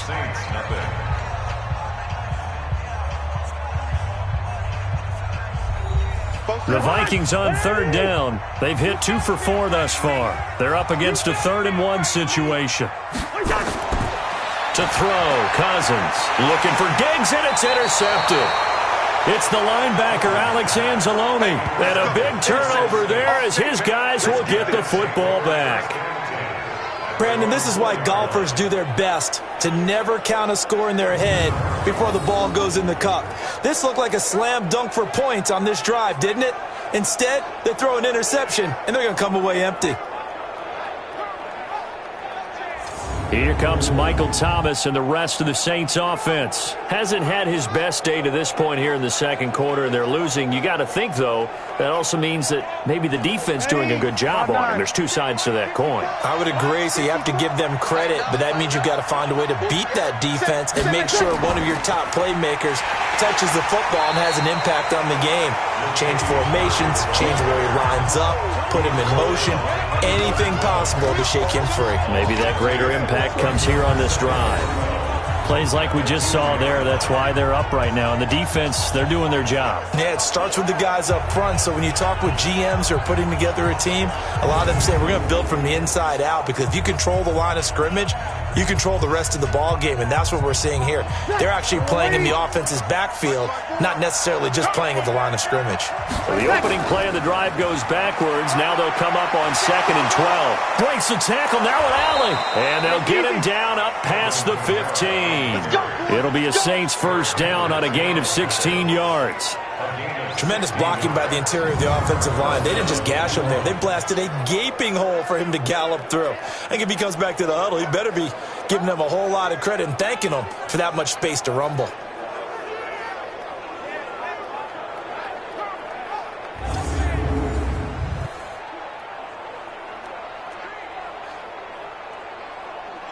So after the run by Kamara, now another 1st and 10. From the gun, it's Breeze. And brought in by the tight end Cook. And he'll be corralled well upfield right around the 40-yard line. A good pickup there at 22. Well, coaches always talk about finding balance on offense. I think you get much more balance than this. Big-time run, big-time pass. A 1-2 combination. Looked pretty good. How about that? Let's see if they can continue to take that kind of a punch, though.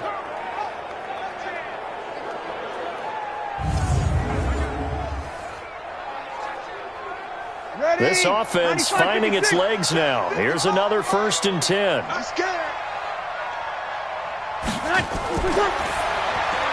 Breeze, a quick throw out to Thomas. The goal of a wide receiver screen is get enough blockers in front to create a wall and let him pick his spot to run the football. How about the defense there, swarming to it and not allowing that to happen? Did not let him get downfield. Ready. Yellow waiting, yellow waiting. I got him. On 2nd and 9, Breeze gets it to Meredith complete. And they'll get to him after a gain of 7 to the 47. Good throw, good catch, but I really like the route. The drag and being able to run away from defenders, hard to stick with them for that long. Yeah, better against man than zone, or? Better against man, because now you're running away from someone and you're not running into a defensive player in another zone. On play action, now Breeze. Open man is Michael Thomas. And this is going to turn into another first down as the tackle is made at the Vikings' 25-yard line. He's such a good route runner. Shows it there on 3rd down. Very proficient and a good pass. And you know what I've observed over the years in the NFL? The better a route runner you are, the more confidence your guy's going to have in you to go to you in important times because he can trust you being in the right spot, and they connected there and picked up a first down. Breeze going to come up here, 1st and 10, and he's 4 for 4 now, throwing the ball to start the drive. On the counter, here's Kamara. And he'll be brought down inside the 20 at the 19. He'll get a nice chunk there on the first down run, and it's 2nd and 4. That play wasn't quite as big as the play that preceded it, but still, got to like the way they're moving the football, partner. Absolutely. Pretty good room to run on that last play. Yeah, they didn't get a first down, but still, you'll take runs like that each and every time, won't you? On 2nd down and 4, Breeze completes this one to Meredith. And they'll work this down to the 15 for a pickup of 4. 4 yards on the completion, and it sets up a 3rd down. I always laugh when people say, what's the toughest route to defend? And I'm like, any of them, especially if it's a good receiver. That makes things very difficult. But when you're running a drag route, something short, shallow, going through defenders, using guys almost as screens in order to get open, that makes things tough for guys trying to get to the football. And they work this near the 5. He'll be stopped at the 6. They're able to convert on 3rd down, and that sets up a 1st and goal. I think they like this drive a little bit better there, partner. Running game helping out, picking up some of the slack. Because remember, the last drive, they went 3 and out.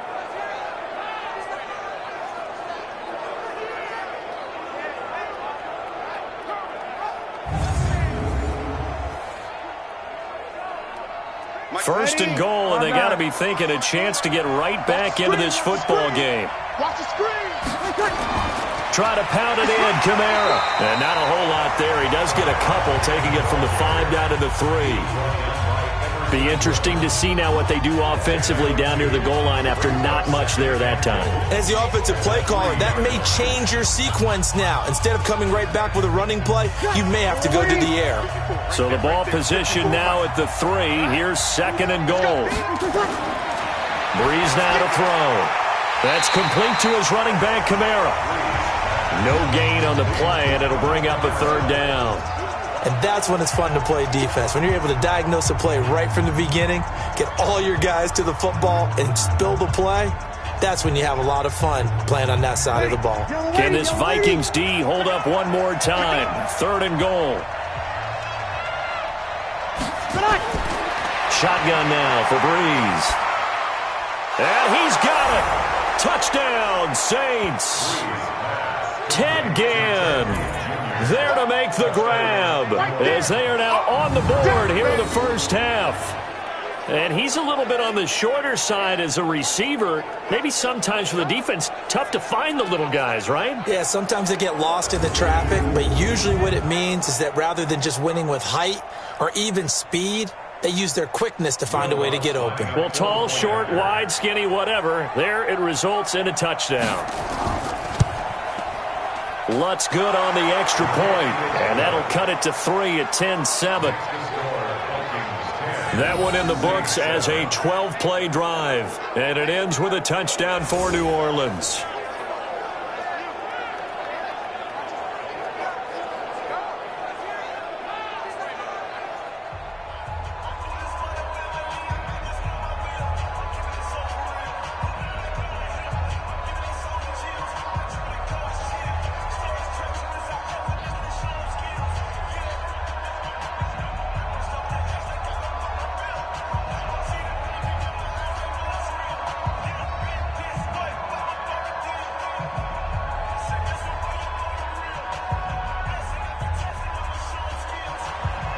After the touchdown, Lutz to kick it off. This is fielded at the goal line. And he'll take this one near the 25, call it the 26-yard line. Let's go. And now out comes Minnesota. And there are parts of their last drive they'd like to emulate. And, of course, they'd like to forget the ending, the interception. But they did put together, Charles, a nice sustained drive to get him down the field. Yeah, and unfortunately for them, the only thing that matters is part two, right? Because once they threw the interception and finished off the drive, that does them no good to go back and say, well, you know what, a good one going. Finish things off. That's the only way you can get it done. And he'll be upended at the 28-yard line. Just a 3-yard gain there. The completion good for 3, and it's second down. They'd love to just strike back with a touchdown right here, and if it's a long play, so be it. But the main goal, get a couple of first downs, run some plays, run some clock, allow their defense to get a chance to catch their breath, settle down, and relax a little bit after they just gave up a score. On second down, Cook. And he takes us up to the 40-yard line before being corralled. It's a gain of 11 as the Vikings pick up the first. At this stage of the game, the run-pass numbers are a little bit out of whack because most of their yardage has come through the air. But in a sense, that just sets things up for big runs like that because the defense might be a little bit off balance. They pick up another first down with that run.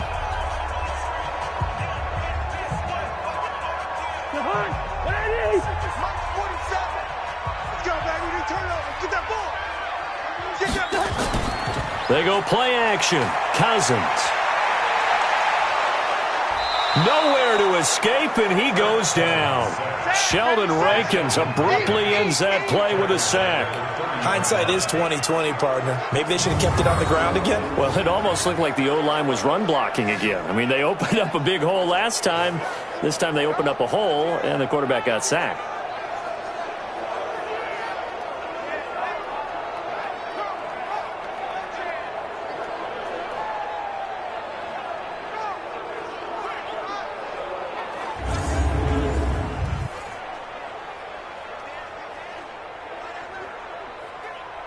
After the sack, it's 2nd and 19, and the road gets a bit tougher from here.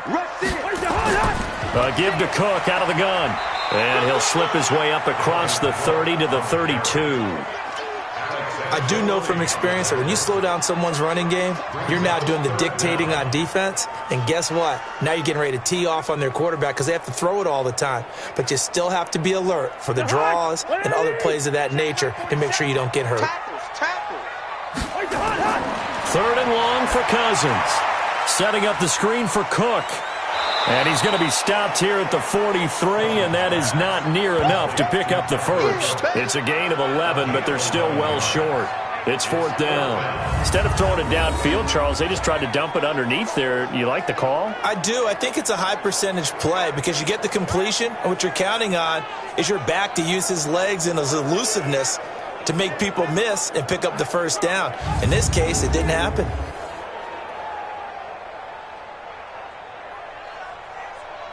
On now to kick it away is the punter, Matt Weil. Marcus Sherrill's deep for the Saints.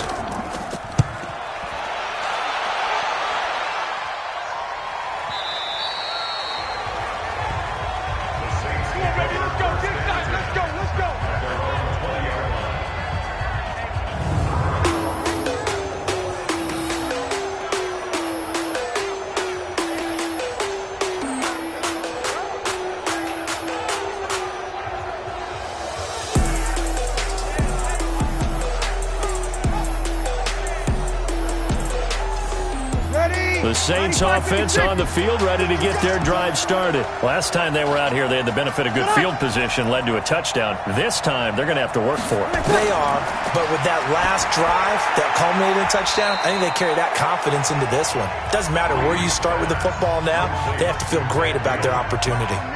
Well, if you do read man coverage, Brandon, the drag route's a pretty good one to run against it because you're running away from people on it. They'll come up 2nd and 6 now from the 24. There's Breeze. Over the middle, that's caught by Meredith. And he'll get this one way up just shy of the 45-yard line. That one a gain of 20 and a first down.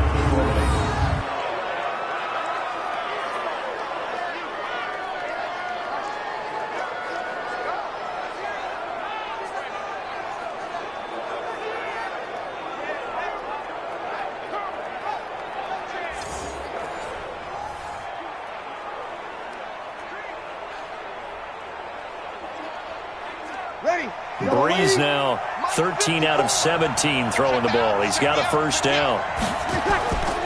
Breeze going to throw. Thomas has got it. Complete. And they'll get him down as he's inside the 40. 17 there and a New Orleans first down. An ex-teammate used to tell me all the time, I hate experienced quarterbacks because no matter what, you really can't hide what you're doing. And I think that right there, he knew right away where the blitz was coming from, where his primary guy was going to be, and he ended up going to a secondary target for a nice game. I was just going to ask you, that wasn't the primary target. He's so good at that, isn't he? I think he knew right away that he wasn't going to get to his primary guy. I think he read that as soon as he got to the line of scrimmage, knew where the pressure was going to come from, and said, I know how to beat that, and that's what he did.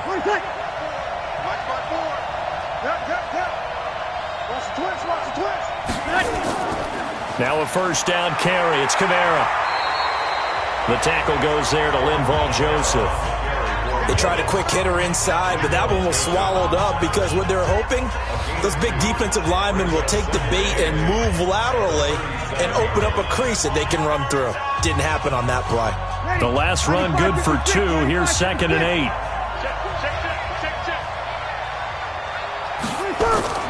They'll run out of the gun with Kamara. And he'll snag about 5 yards down to the 32. And there's a run to be happy with. Good, solid yardage. They'll take that anytime you hand the ball to a back.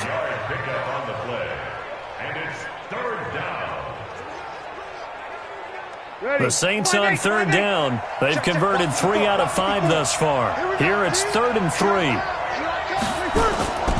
Working from the gun, it's Breeze.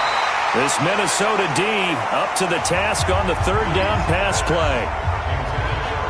Well, the other day they told us when we've got 3rd and 5 or less, we have to be able to convert. And I guess every team would say that, Charles, but an opportunity missed there. What they were trying to tell us is they believe it's a matchup game at that point. And they liked some matchups that they had, thought they could exploit them, unable to do so on that play.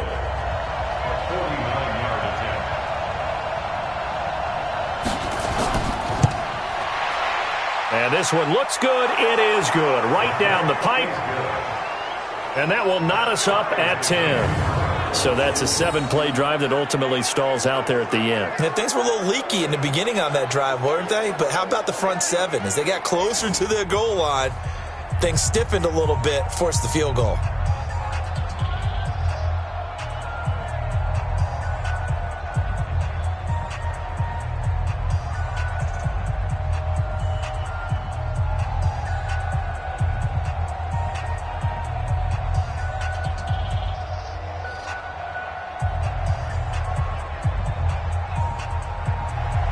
All level now at 10 apiece as the kick's away. This will be taken in at the 1. And it's a pretty good return here as he'll get it up to the 29-yard line. Now the Minnesota offense set to take over again. They punted last time they had it. What steps, Charles, you think they have to take to make sure they don't do that again? Well, let's just go to the football 101, the trade expression 101. Win first down. Make 5, 6, 7 yards on first down and make it a 2nd and 3, 2nd and manageable. Keep accumulating first downs that way. Keep moving the football. You don't want to get behind the sticks because then the defense has the advantage. I call that play a success. A nice inside run sets up a very manageable 2nd down, a very solid gain on that play. Following the pickup of 4, here's 2nd and 6.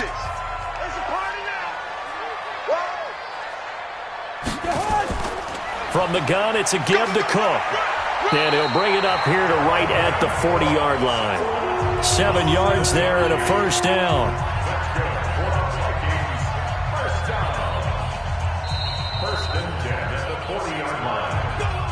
All tied up at 10. 2 minutes left in the first half.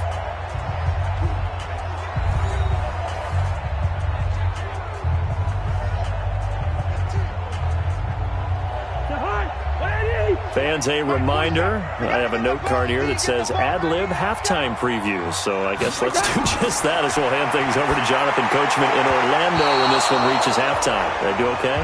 You did great. Not a bad job. Hey. Writing down your ad-libs. If you print it, I'm going to read it. I'm Brandon Gaudin.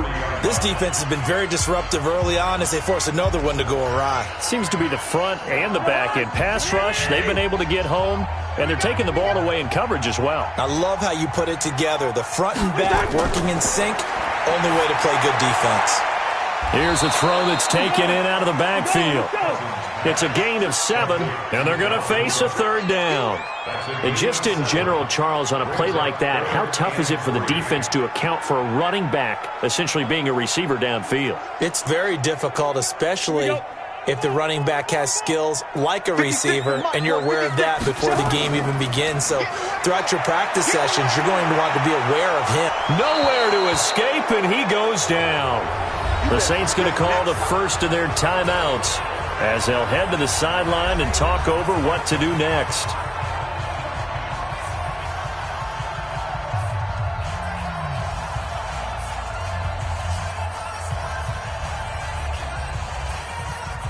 Here's Matt Weil now as he'll kick it away for the second time.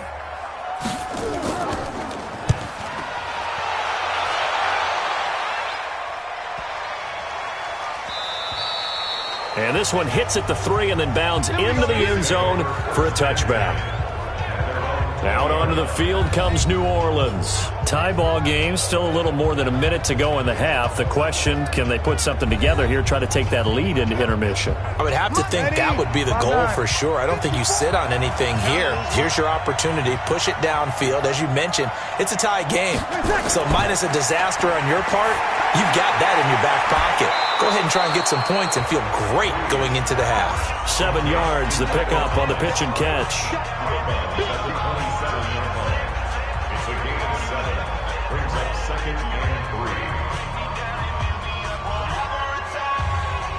Operating from the 27 now. Here's 2nd and 3. Here we go. Here we go. Now Breeze. Looking right sideline, but it's incomplete. It's been my observation there's been a nice variety of play calling defensively. You and I often talk about an offense's ability to keep a defense off balance with what they're doing. I think the converse has been true in this game. I think you're right. They seem to have gone off tendency quite a bit, but only the second quarter, a lot of time to change things.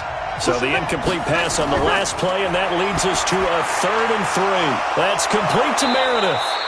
And he gets this one just shy of the 40, down at the 39. The Saints first down there on a gain of 11. Now we'll get a quick timeout called by New Orleans, number 2, as they'll stop it with just over a minute to go before halftime.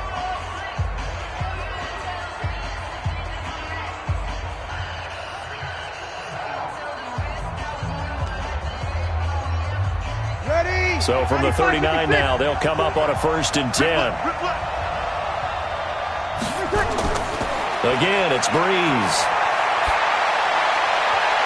And incomplete. Crisis averted. Almost picked. Instead, 2nd down.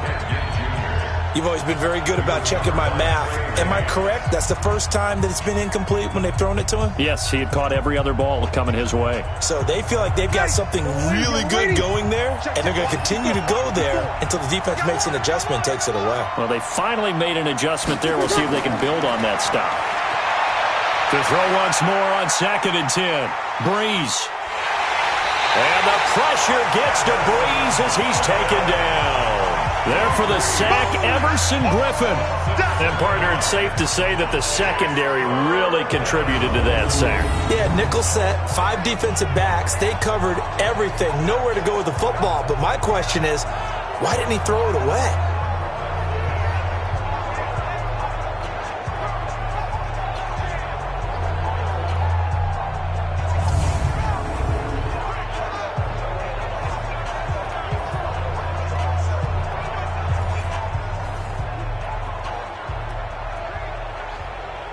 Third and long now after the sack of Breeze, and the Saints up against it here.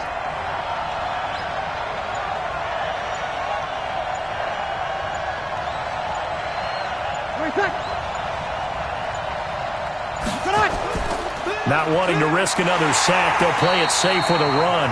And they're going to take a timeout defensively. So with fourth down coming up, they go ahead and burn it and say we'll see what happens.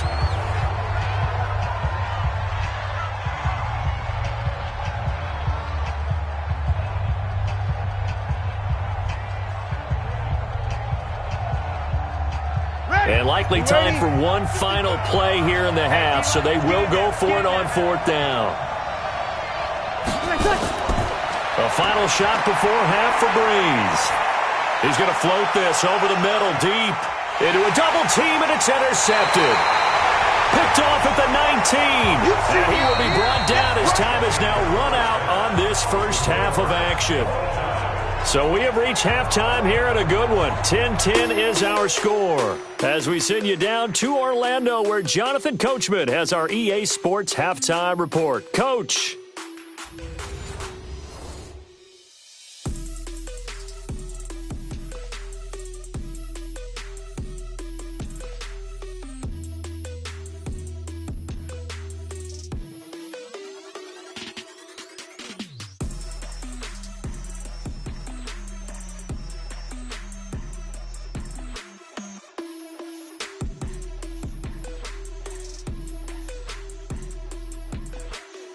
All right, Coach, thank you, and we welcome everyone back for quarter number 3.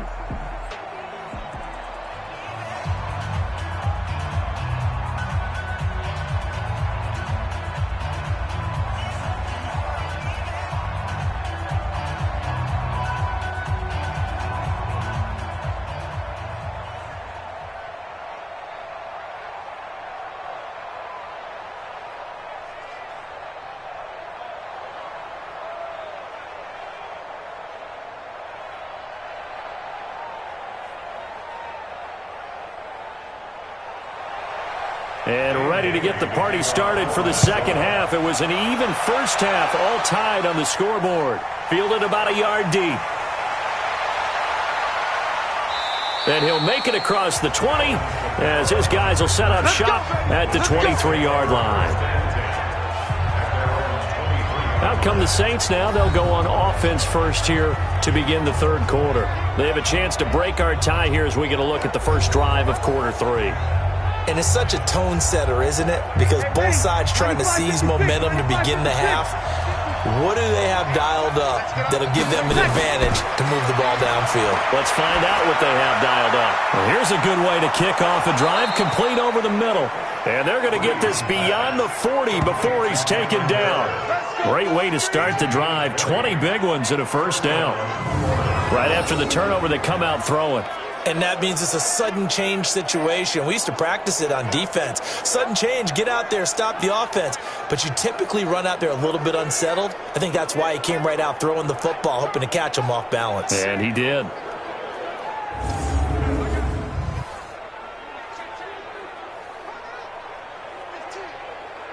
Ready. One play has him up past the 40 already, and another 1st and 10. Kamara. And he'll work it across midfield inside the 45. It'll be a Saints first down on a pickup of 13. We don't talk about it very often, but sometimes there's a dip in intensity when you start the second half, which can manifest itself in some sloppy tackling. And how about right there? He ran right through that weak tackle attempt.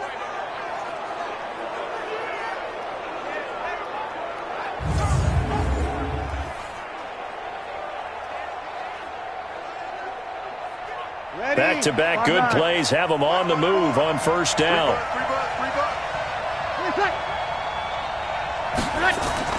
They'll run. This is Kamara. Give him 3 on first down. It'll set up a 2nd and 7.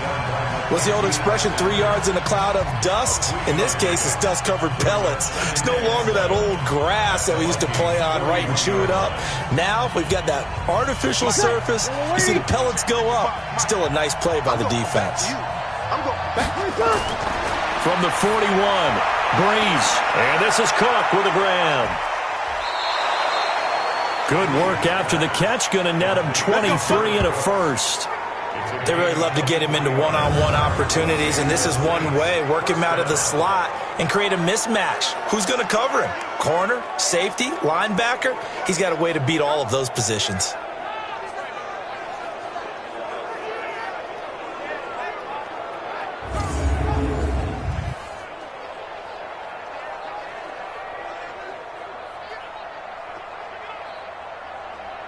Ready. Yellow lady, yellow lady.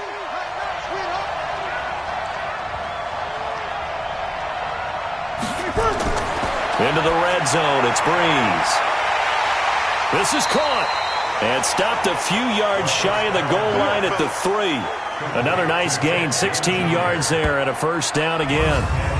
And when you're playing a quarterback with some experience and some moxie, you enter the danger zone when you decide to blitz him, because if he's able to diagnose as he did on that play, he can hurt you downfield. He reads defenses so well, doesn't he? He really does, and the best part about that play for him, I don't think that was his primary target. I don't think so either. I think he had the read, figured out where the blitz was coming from, and went to a secondary target for a really nice gain.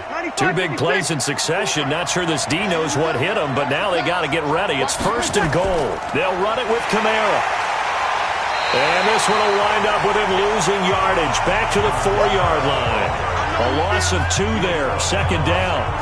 Collectively, great defense. It takes all 11, especially down here toward the goal line. The call comes in, and the call essentially says all 11 have to make a play here. You have to show toughness. We just saw it there.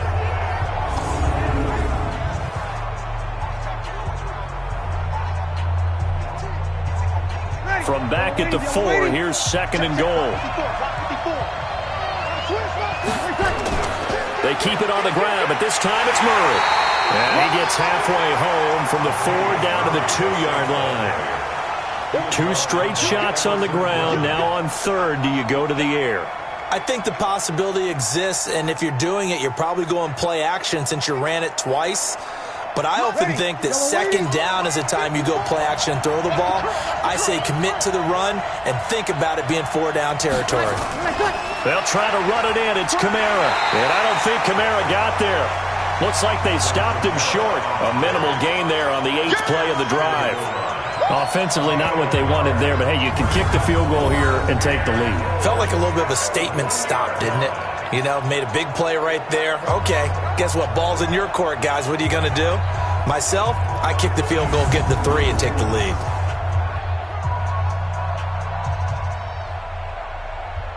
So out comes the field goal team now for the 2nd time here today. Less than an extra point attempt here. This is an 18-yarder. The kick by Lutz is good. And they will take the lead at 13-10.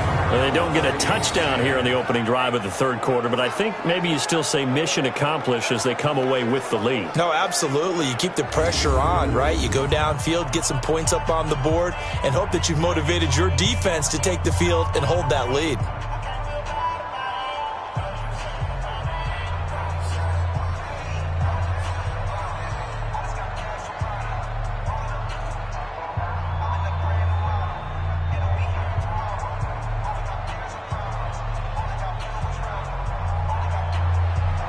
Following the made field goal, Lutz to kick it away. Fielded about a yard deep. And he'll take this up past the 20 and down at the 22-yard line. It's the Vikings' turn on offense. We get ready for their first possession of the 2nd half. They're down in this game. A chance for the offense, though, to put something on the board, get some momentum here in half 2. Try and get things kick-started for them. And you know at the half, they discussed how they were going to get that done. This is where scripting comes into play a lot of the time. How many plays do you script coming out of the second half? Most of the time in the first half, you're scripting 12 to 16. I think in the second half, you're really scripting more like 8 to 10. Kind of a starter or an opener, whatever terminology they use. Just something to get you off to a quick start. 2nd and 5 after the 5-yard completion on 1st down. I'm coming after you. Cousins. He'll have a first down past the 40. And Diggs has it.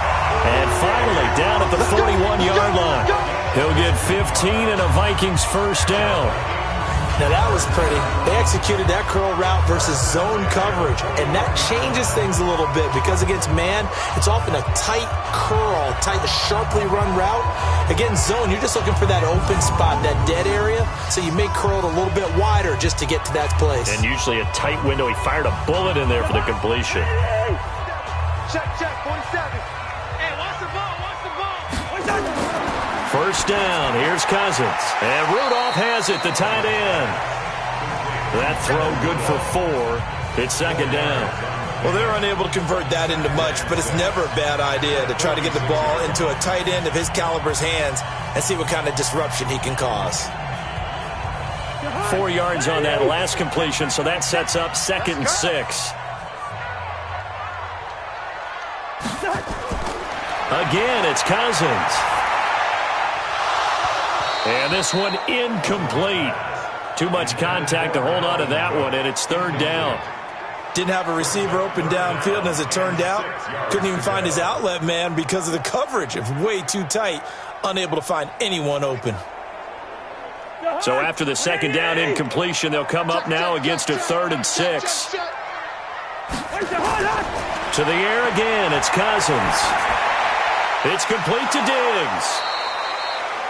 5th catch of the afternoon, and that gives him a first down.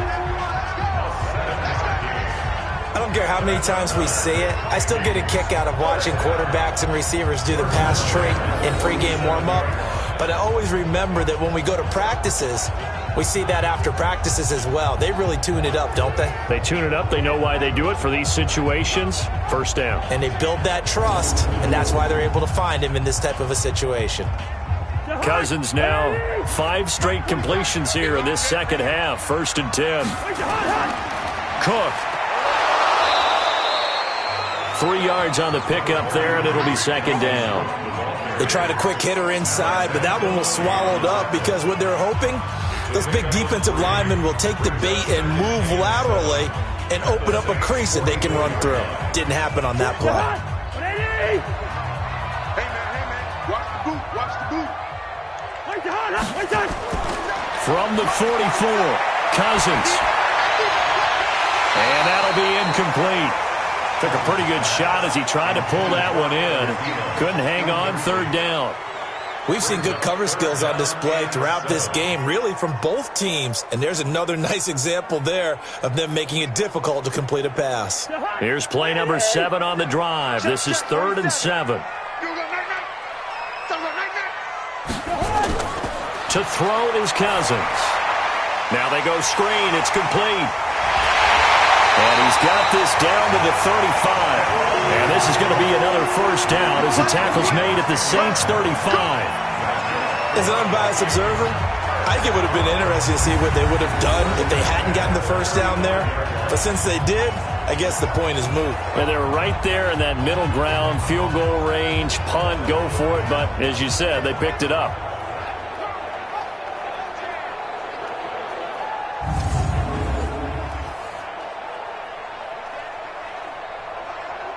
Ball up to the 35 now as they come up on 1st and 10. Off the play fake, Cousins. And this one to Treadwell, complete. And inside the 20 before he's brought down. 17 yards, first down, Vikings.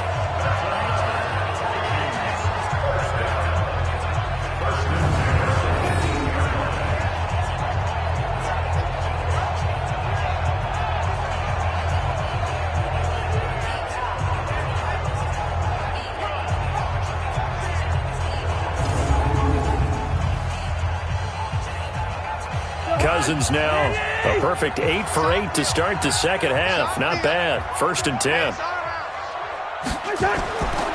They run. Cook.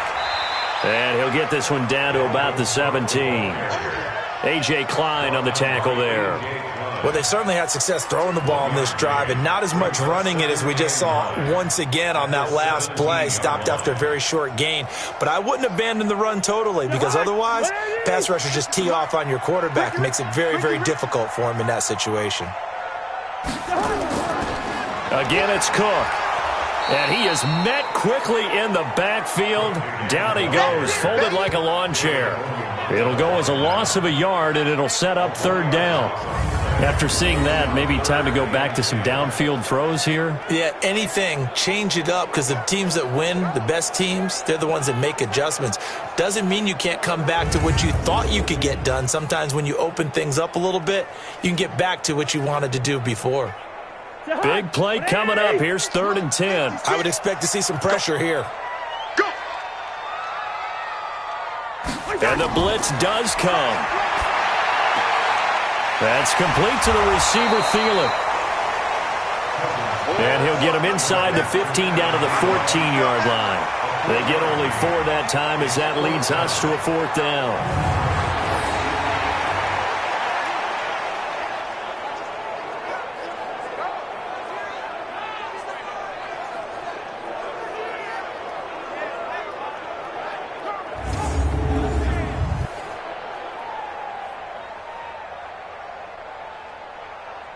So Cousins heads to the Vikings sideline, and on is Dan Bailey to try the field goal. Oh, they flip it to the kicker. He looks like he's going to throw it. They're not going to get it. They try to move the chains with a surprise, but it's a turnover on downs. The offense and Alvin Kamara heading back onto the field. So after that hot start, the numbers here show the decline. What has the defense done adjustment-wise? Sometimes when you have a running back who's gotten off to a hot start, you've got to catch him before he really gets going. So you change what you do across the defensive front. Instead of the linebackers being back a few yards, you bring them up closer. It's what we call mugging the line of scrimmage, taking away a lot of blocking angles and gaps and maybe stopping him before he can get going. Mugging the line of scrimmage, okay. Yeah, in this case.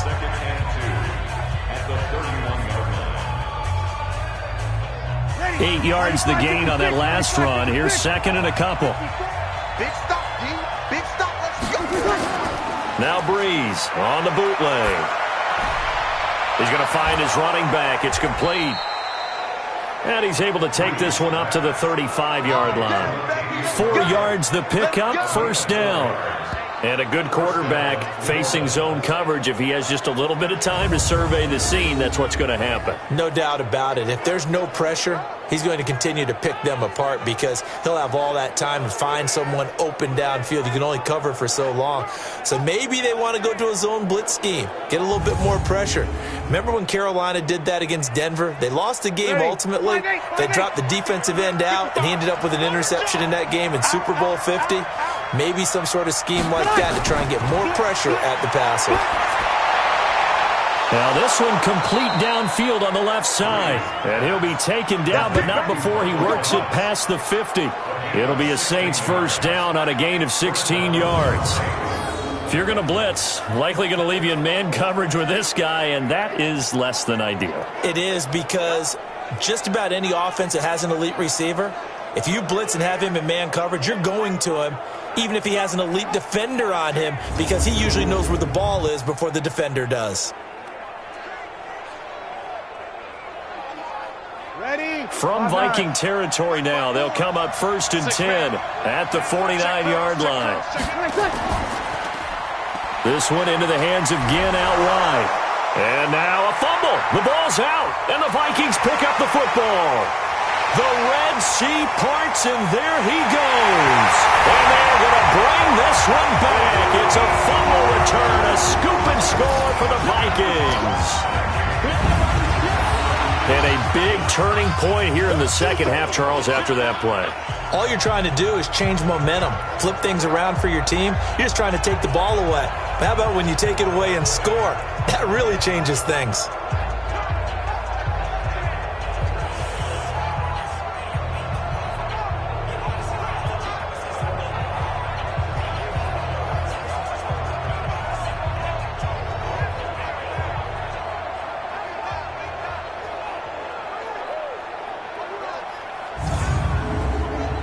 Here's Bailey now for the extra point.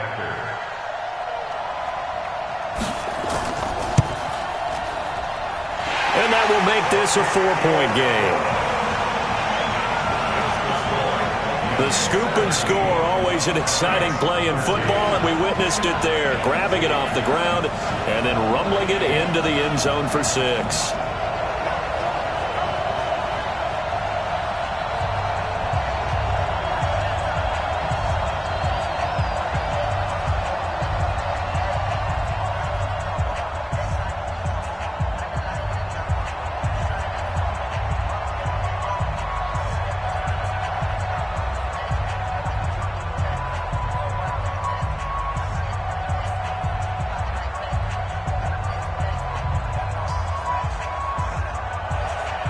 And you can bet they're preaching two hands on the ball here as the kick's away following that fumble return. This is fielded a couple yards deep. And all that worked, but he stopped where he ultimately would have been had he simply taken a knee, and that's the 25-yard line. Back out onto the field now comes the New Orleans offense. And they weren't on the sidelines for long, but I'll tell you what, I'm glad you and I weren't down there. We could hear them. The coaches from all the way up here, they were adamant, you've got to hold on to the football or else we have no hope. Yeah, it's easy for me to laugh sitting up here, but you're exactly right. We were down there. That message would have been received a whole different way. Because turnovers, they've been a big problem for them. Got to take care of the football. Got to hold on to it. Now here's a pass on first down that's knocked away and incomplete. Trey Waynes, the Michigan State man, right there in coverage. An incomplete pass leads to 2nd and 10 from the 25. Just like that. Throwing now is Breeze. Out of the backfield, that's complete to Kamara. And he'll be out of bounds right at the 40. He'll get 15 and a Saints first down. I know most of the time when the ball's in the air, you're thinking wide receiver, tight end, but running backs, they can be a big part of any passing offense nowadays.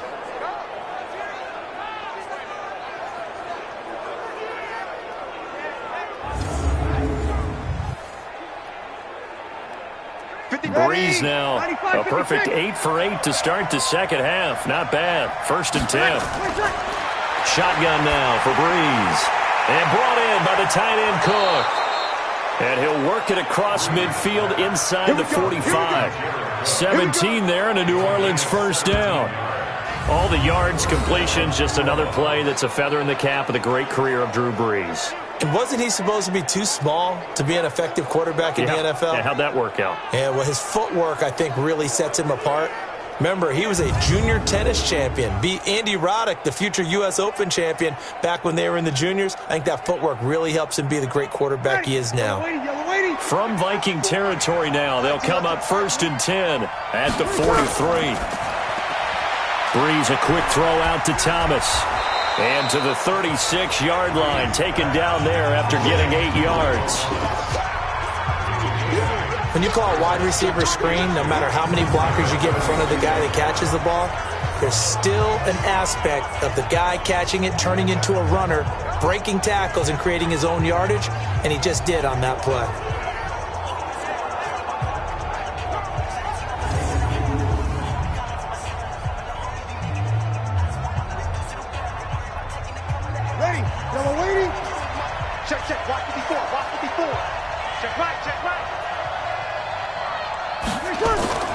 A man who's been busy this afternoon, it's Kamara again.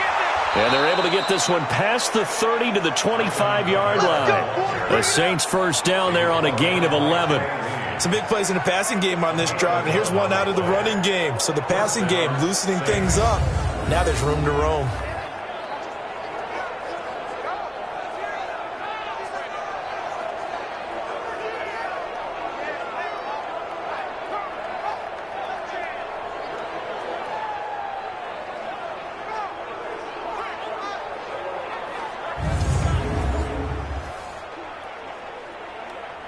Ready? You ready? 54. Hey, we got to get this stop here, King. Staying on the ground on first with Kamara. And down inside the 15 he goes. The Saints first down there on a gain of 11. Boy, where would these guys be without his performance on the ground? That puts him over 100 yards now for the afternoon, and I tell you, he seems to be getting stronger as the day goes along.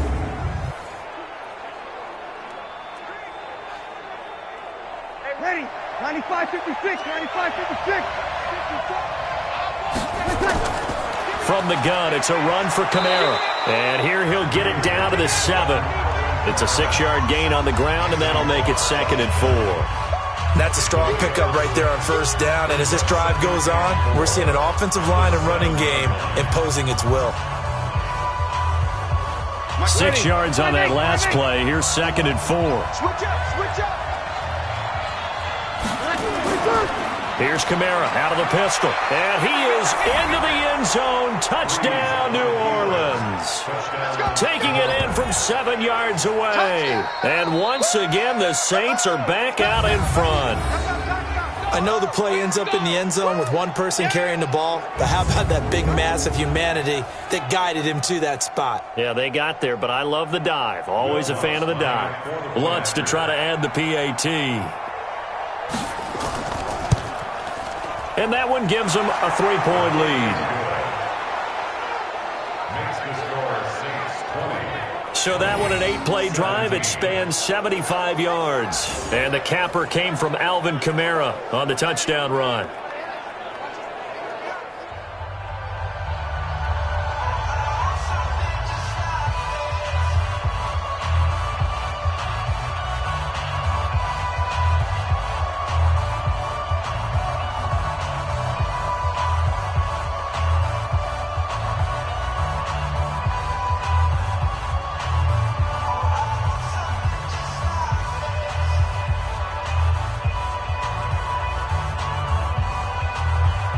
After the touchdown, Lutz to kick it off. This is fielded a couple yards deep. And no run back here. This will be a touchback, and it comes out to the 25-yard line. Cousins and the Vikings with a 1st and 10 at their own 25-yard line. Now a run with Cook. And he will lose yardage and be backed up to the 24. It's a loss of a yard there, and it's 2nd down.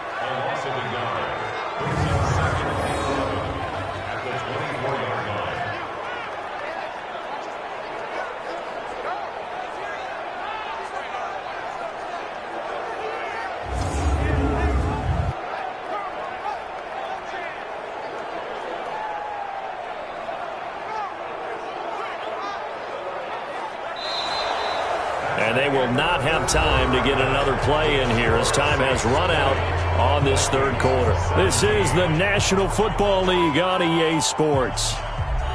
A loss of a yard there to start out. That leads to a 2nd and 11. Working out of the gun, Cousins. That one into the hands of Thielen, complete. And he's taken down but able to slip across the 35. 13 yards as the Vikings pick up the 1st down. Tell you what, he's been able to put the ball in some tight spots all game long. That throw, no different. Yeah, a lot of people would call it a gutsy type of a throw. I think he looks at it as, I can do it, so it's not that big of a deal to me, and I'm going to keep firing. A 1st down throw for Cousins. Setting up the screen for Cook. And he'll be stopped right at midfield. 13 yards as the Vikings pick up the 1st down. It's funny, throughout the time that we've been together, when we talk with running backs about the ability to catch the ball, their eyes light up when they talk about open field and having one-on-one matchups, don't they? Yeah, they do. That's the reason why. What we just saw, shedding those tackles, and that's what they're used to doing. It is, and it starts at the beginning of the play. One-on-one matchup with someone trying to cover them, but they also like those one-on-ones downfield after the catch when they're running with the ball. They think they're going to win those, too. And now a throw on 1st down there, but it's incomplete. He was looking for Adam Thielen there. And now it's 2nd down. Had the right idea there, trying to throw it to the sideline, but he led him just a little bit too much, trying to get it out to his receiver. Ends up falling to the ground, incomplete. So after the incompletion on 1st, now 2nd and 10. Cousins now from the 50. He's got it complete to Diggs, right side. And he'll get it down to the 47 here. Only 3 yards on the catch. It's 3rd down. It's 3rd and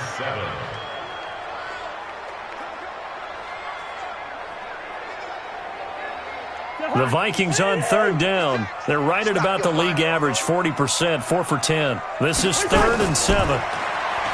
Here's Cousins. And he's able to find Diggs. And this is going to be another 1st down as the tackle's made at the Saints' 37. That's a pretty good throw on the curl route there. 3rd down, and they pick up a 1st. Defense should be aware for that, right? They should be aware, but it was so hard sometimes. Yeah, it's not easy. Because when they sell that route really well, you think they're going upfield, then they curl back, show their numbers to the quarterback, and complete the play.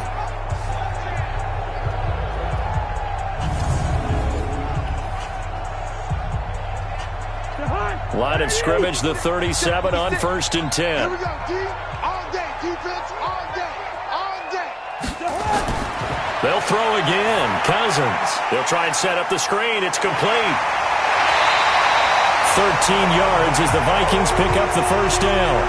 When you run a screen pass really well, you got to like the look of it because so many parts come together to make it work well. The offensive linemen, where they're faking people out, the back slipping out there, catching the football, then all of them going together as one unit downfield.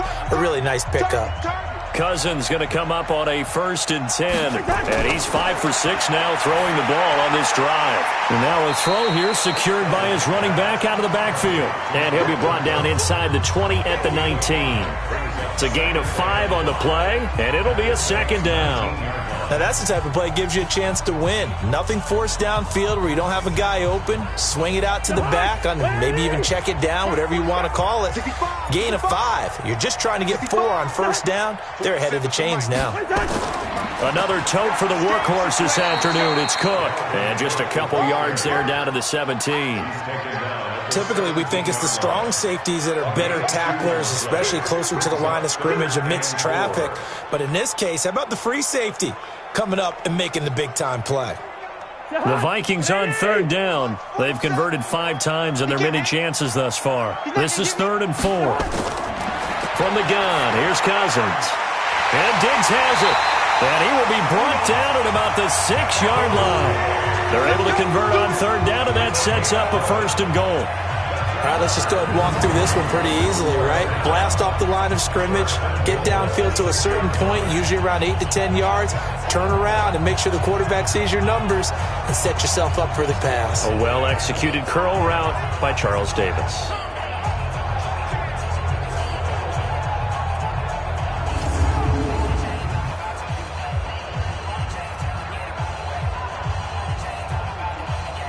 Only way to get the lead here, of course, with a touchdown, and that's what they're gunning for on 1st and goal.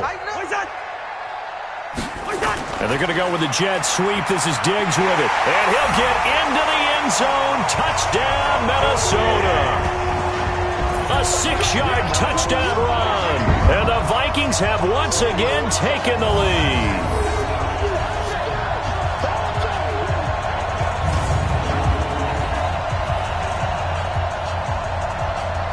Extra point try by Bailey.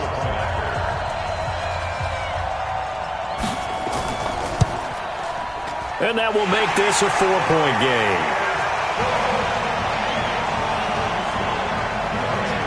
So that one a long 11-play drive. And it's capped off by a touchdown run of 6 yards.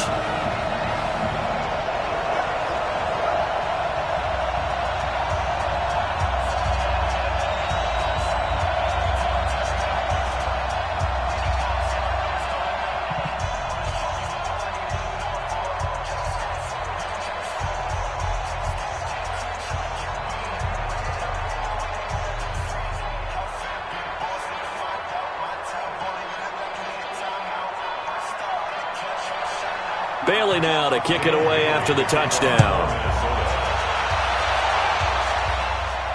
This will be taken in at the 1. And a pretty good return here. He'll be stopped just shy of the 25 at the 24-yard line.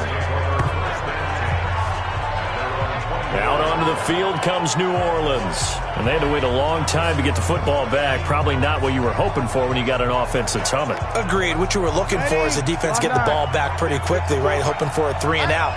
So that didn't happen. You can't yell at your D for that. They've got to take care of their own business and reestablish themselves now that they're back on the field. And here's a throw that's taken in by the tight end Cook. He'll be brought down on the 30-yard line after a gain of 6. Now that's staying ahead of the chains. Really good pickup on 1st down, hitting the tight end there. Now it brings up a 2nd and manageable. Just found a hole in that zone. 6 yards was the pickup on the last completion, so here's 2nd and 4. Here's Breeze to throw. And Josh Hill has it. And they get him down, but not before he takes it across the 40-yard line. It'll be a Saints 1st down on a pickup of 13. And with that last play, he's now up over that 300-yard mark. And in today's NFL, it almost feels routine. And I hate that when you talk about a 300-yard passing game. To me, 300 yards still signifies excellence, and he's achieved that in this performance. Breeze here finding Kamara. Call it a gain of 5, and that'll make it a second down. It's a gain of 5. Brings up 2nd and 5 at their 48-yard line. 2nd and 5 after the 5-yard completion on first down. Breeze to throw again. Throwing middle, but it's incomplete. Jared Cook, the tight end, was the target. But now it'll be 3rd down. I know our vantage point might be a little bit better way up here, but that looked like an ill-advised throw to me. I didn't see anything open, and this play just didn't look right from the beginning. It did not. I thought he might get outside and just chuck it away. Dangerous pass, incomplete. They come up now, 3rd and 5, following the incomplete pass. Open man is Michael Thomas. And this is going to turn into another 1st down as the tackle is made at the Vikings 36. So how do you beat man coverage? First of all, you want to be a superior receiver, but you know something, that guy who's covering you, he's usually pretty good too. So the corner route is usually a great spot to get it done.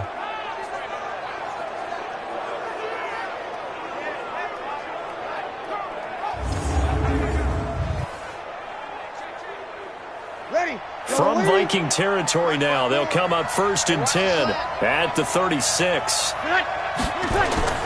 Again, it's Breeze.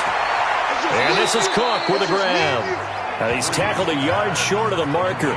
Good gain of 9 on 1st down. Give him 9 there on the 1st down completion. And there they went crossing route against the zone defense. What do you think of that? Takes real coordination between the passer and the receiver, because you've got to read those zones and where the open spots are and be on the same page with the guy throwing the football. Because sometimes you're throwing it in front of the zone, sometimes you're throwing it between the zones, sometimes the receiver's going to just kind of find a spot and what we call sit down and present himself to the quarterback and throw it there. It's a tough read, but when they're in sync, it's really effective. Now that was well defended, and as a cornerback, what you're taught when you see a wide receiver screen, either you get underneath the play before the blocking forms, or you're going to have to fight your way through it by getting through some blocking. That was a really nice play there. The Saints on 3rd down. They've hit on half of them, 5 for 10. This time it's 3rd and 3. Here's Kamara trying to run for it. And they're going to mark him down short, maybe by about a yard, if that. He needed 3. He got 2. Now that'll set up an interesting situation here on 4th and a yard. So many things go into making a good play on defense. In this situation, just not being blown out of the way was a big start, and then a nice tackle to finish things off.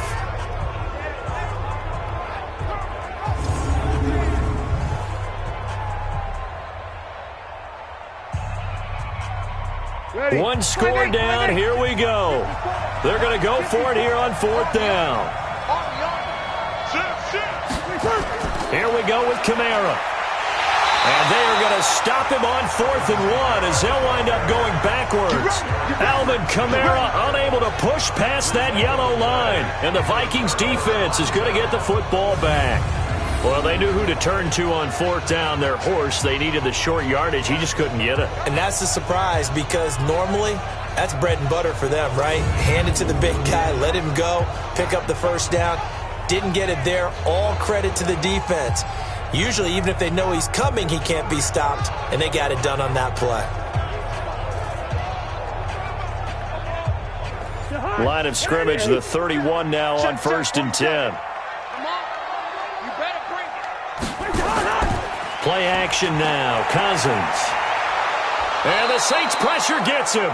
Brought down for a sack. The sack coming from defensive end Cameron Jordan. Brandon, more often than not, you'd say they've had his number, and we can count them up so far. 1, 2, 3, 4 sacks given up. But guess what? He's still been able to make some plays, and right now they have a lead.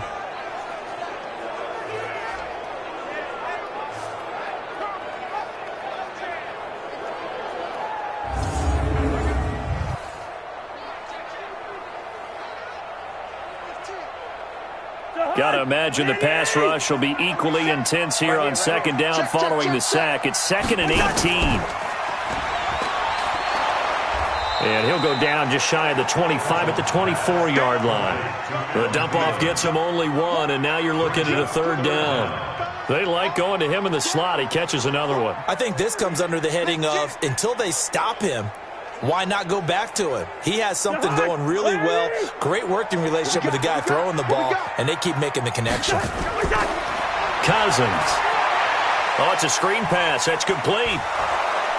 And he'll be brought down right at the 30 here. The screen good for 6, but it's not enough as it leads to a 4th down.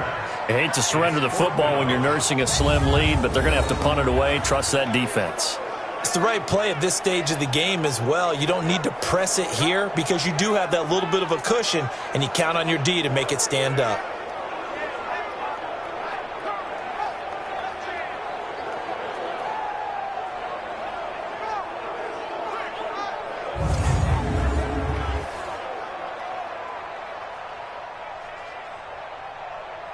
Here's Matt Weil now as he's on to punt for Minnesota.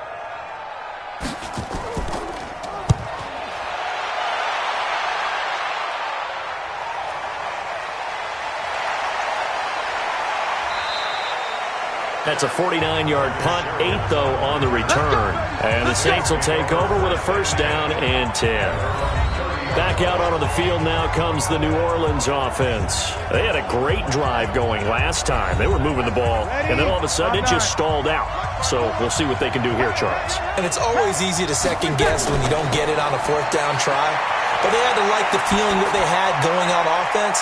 They want to continue to see if they can capture that again on this drive and maybe get in the same position. Yeah, and that's, I mean, like I said, they were moving the football. It's not like they went 4 and out, so I don't think it's a deal where the offense doesn't have confidence. No, I agree with you totally on that one. If anything, they may have gained more confidence. Okay, they stopped us once. That's all right. Let's keep moving it. Make them do it again. That pass play wound up for negative yardage, so here's 2nd and 11.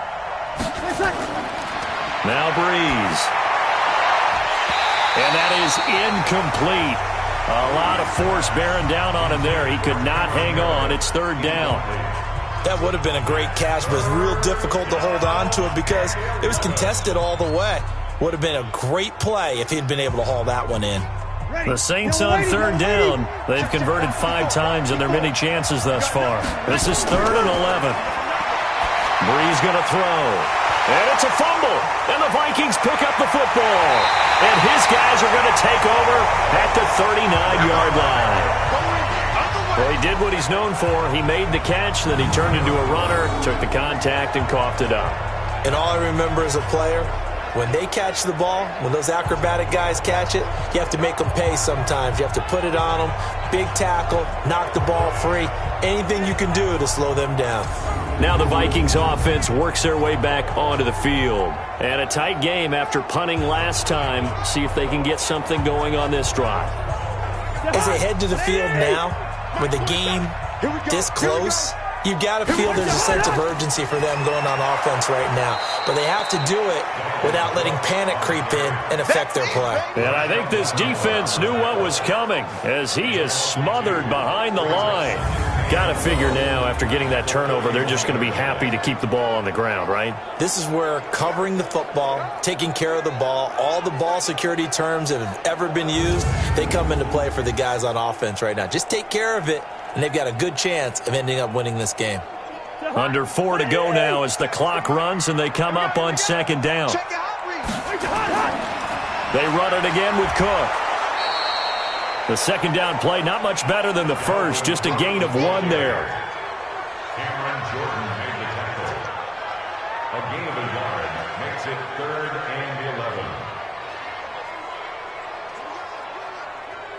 11. Possibly a turning point. Big play coming. This is 3rd and long. From the shotgun, it's Cousins. And he's got Kyle Rudolph.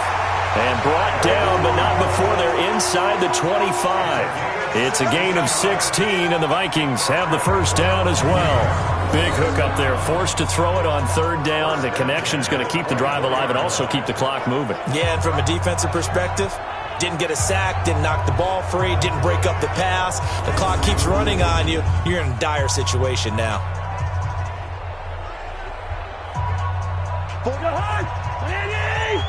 Check, 47. Watch the screen. Pass. Cousins now to throw on 1st down. And this one hauled in by Rudolph. And brought down, but not before they get it inside the 10 to the 7. Another strong gain on the last 2 plays. They've moved it a combined 33 yards.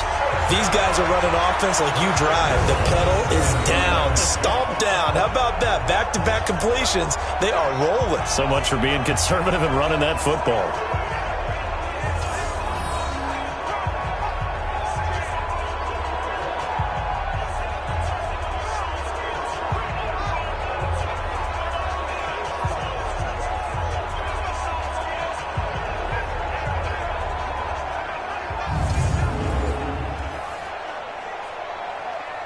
So 1st and goal, 6 points here would go a long way toward wrapping this one up. 4th quarter, down to the final 2 minutes, and we've got a 1-score game.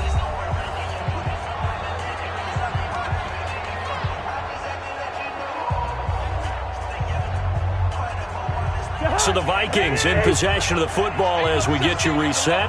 They've got it 1st and goal as they search for what could be a game-sealing touchdown.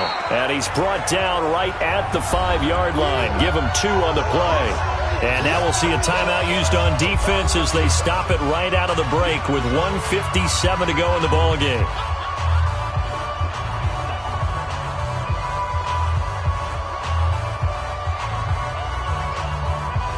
They come out here in the eye. And the ball smack dab on the 5-yard line. Here's 2nd and goal. Cousins here to throw. Toward the pylon, caught. And he'll be brought down right on the edge of the goal line at about the 1-yard line. Whistles now and a timeout. So defensively they burn it here with 1:51 left.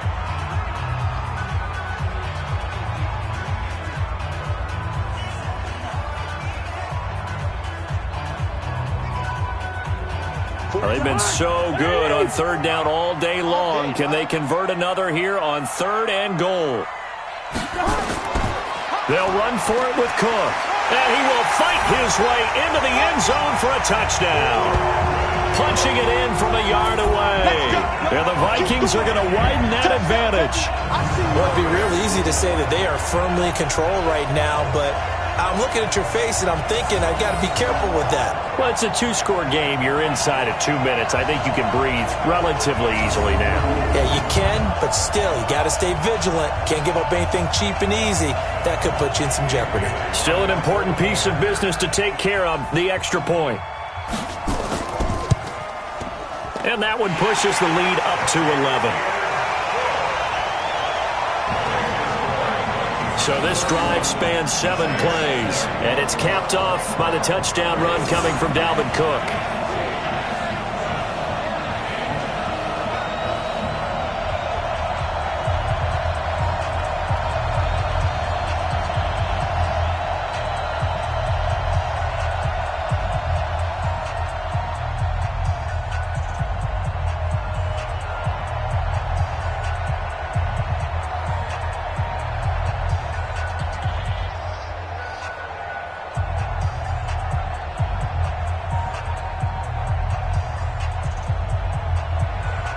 Bailey now to kick it away after the touchdown. This is fielded at the goal line. They'll bring it back to just about the 25, call it the 24-yard line. So Breeze and the Saints down by 11, a minute 44 to go. They need a touchdown with a 2-point conversion and a field goal in either order as they've got it 1st down. Here we go. Breeze now on 1st down. That's complete to his running back, Kamara. And he'll be brought down on the 30-yard line after a gain of 6. It's a pickup of 6. Brings up 2nd and 4 at the 30-yard line. The Saints in the hurry up here. Clock continuing to roll. Throwing again on 2nd down. Breeze. And that's going to be incomplete. A lot of contact, no call, and it's 3rd down. The beauty of being able to play a zone defense when you can sit back and see the ball coming out of the quarterback's hands, guess what? Creates a lot of confusion, kind of a muddle in the middle of the field where you can go make a play on the football. Now they face a 3rd down and 4 after that incompletion on 2nd down. And this is intercepted, and that should do it. Picked up by the Pro Bowler, Anthony Barr. And his guys are going to get the football at the 37-yard line. Well, that's 3 picks he's now thrown in this game. And I know this, the holiday season, because here we are in December. Season of giving. Right, it is the season of giving. Maybe for his own sake after the game, he may have to announce that he's donating certain amounts to charity for each interception that he threw. The Vikings offense now, they get ready to head back on the field. And this one all over but the shouting, you might say. Now, there's one timeout remaining defensively, but probably no real need to use it here. Yeah, the only time they would use it, strictly for pride. Line of scrimmage, the 37 on 1st and 10. Victory formation time for the Vikings as they'll take a knee here. Now the Saints will use their 3rd and final timeout as they'll talk things over prior to this upcoming 2nd down play.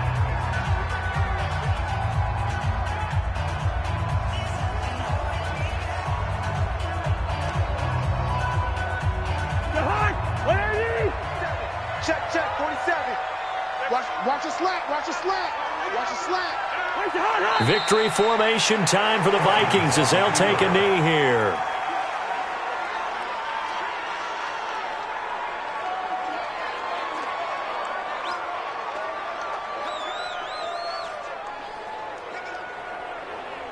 So time to start going in the other direction as they come up now 3rd and long.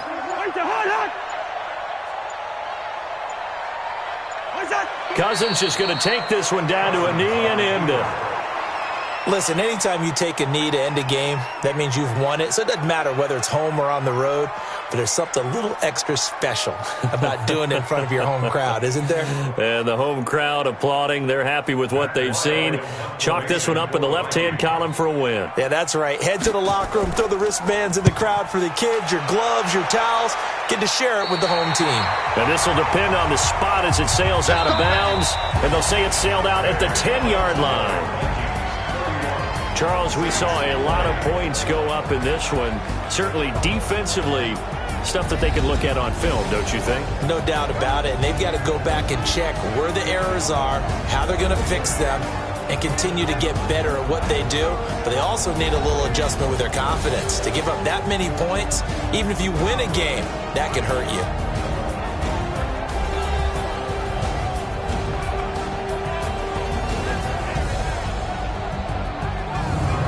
So that'll do it for my partner, Charles Davis, and the best darn crew in the industry. I'm Brandon Gaudin. This has been a presentation of the NFL on EA Sports. It's a win for the Vikings as we say so long from Minneapolis.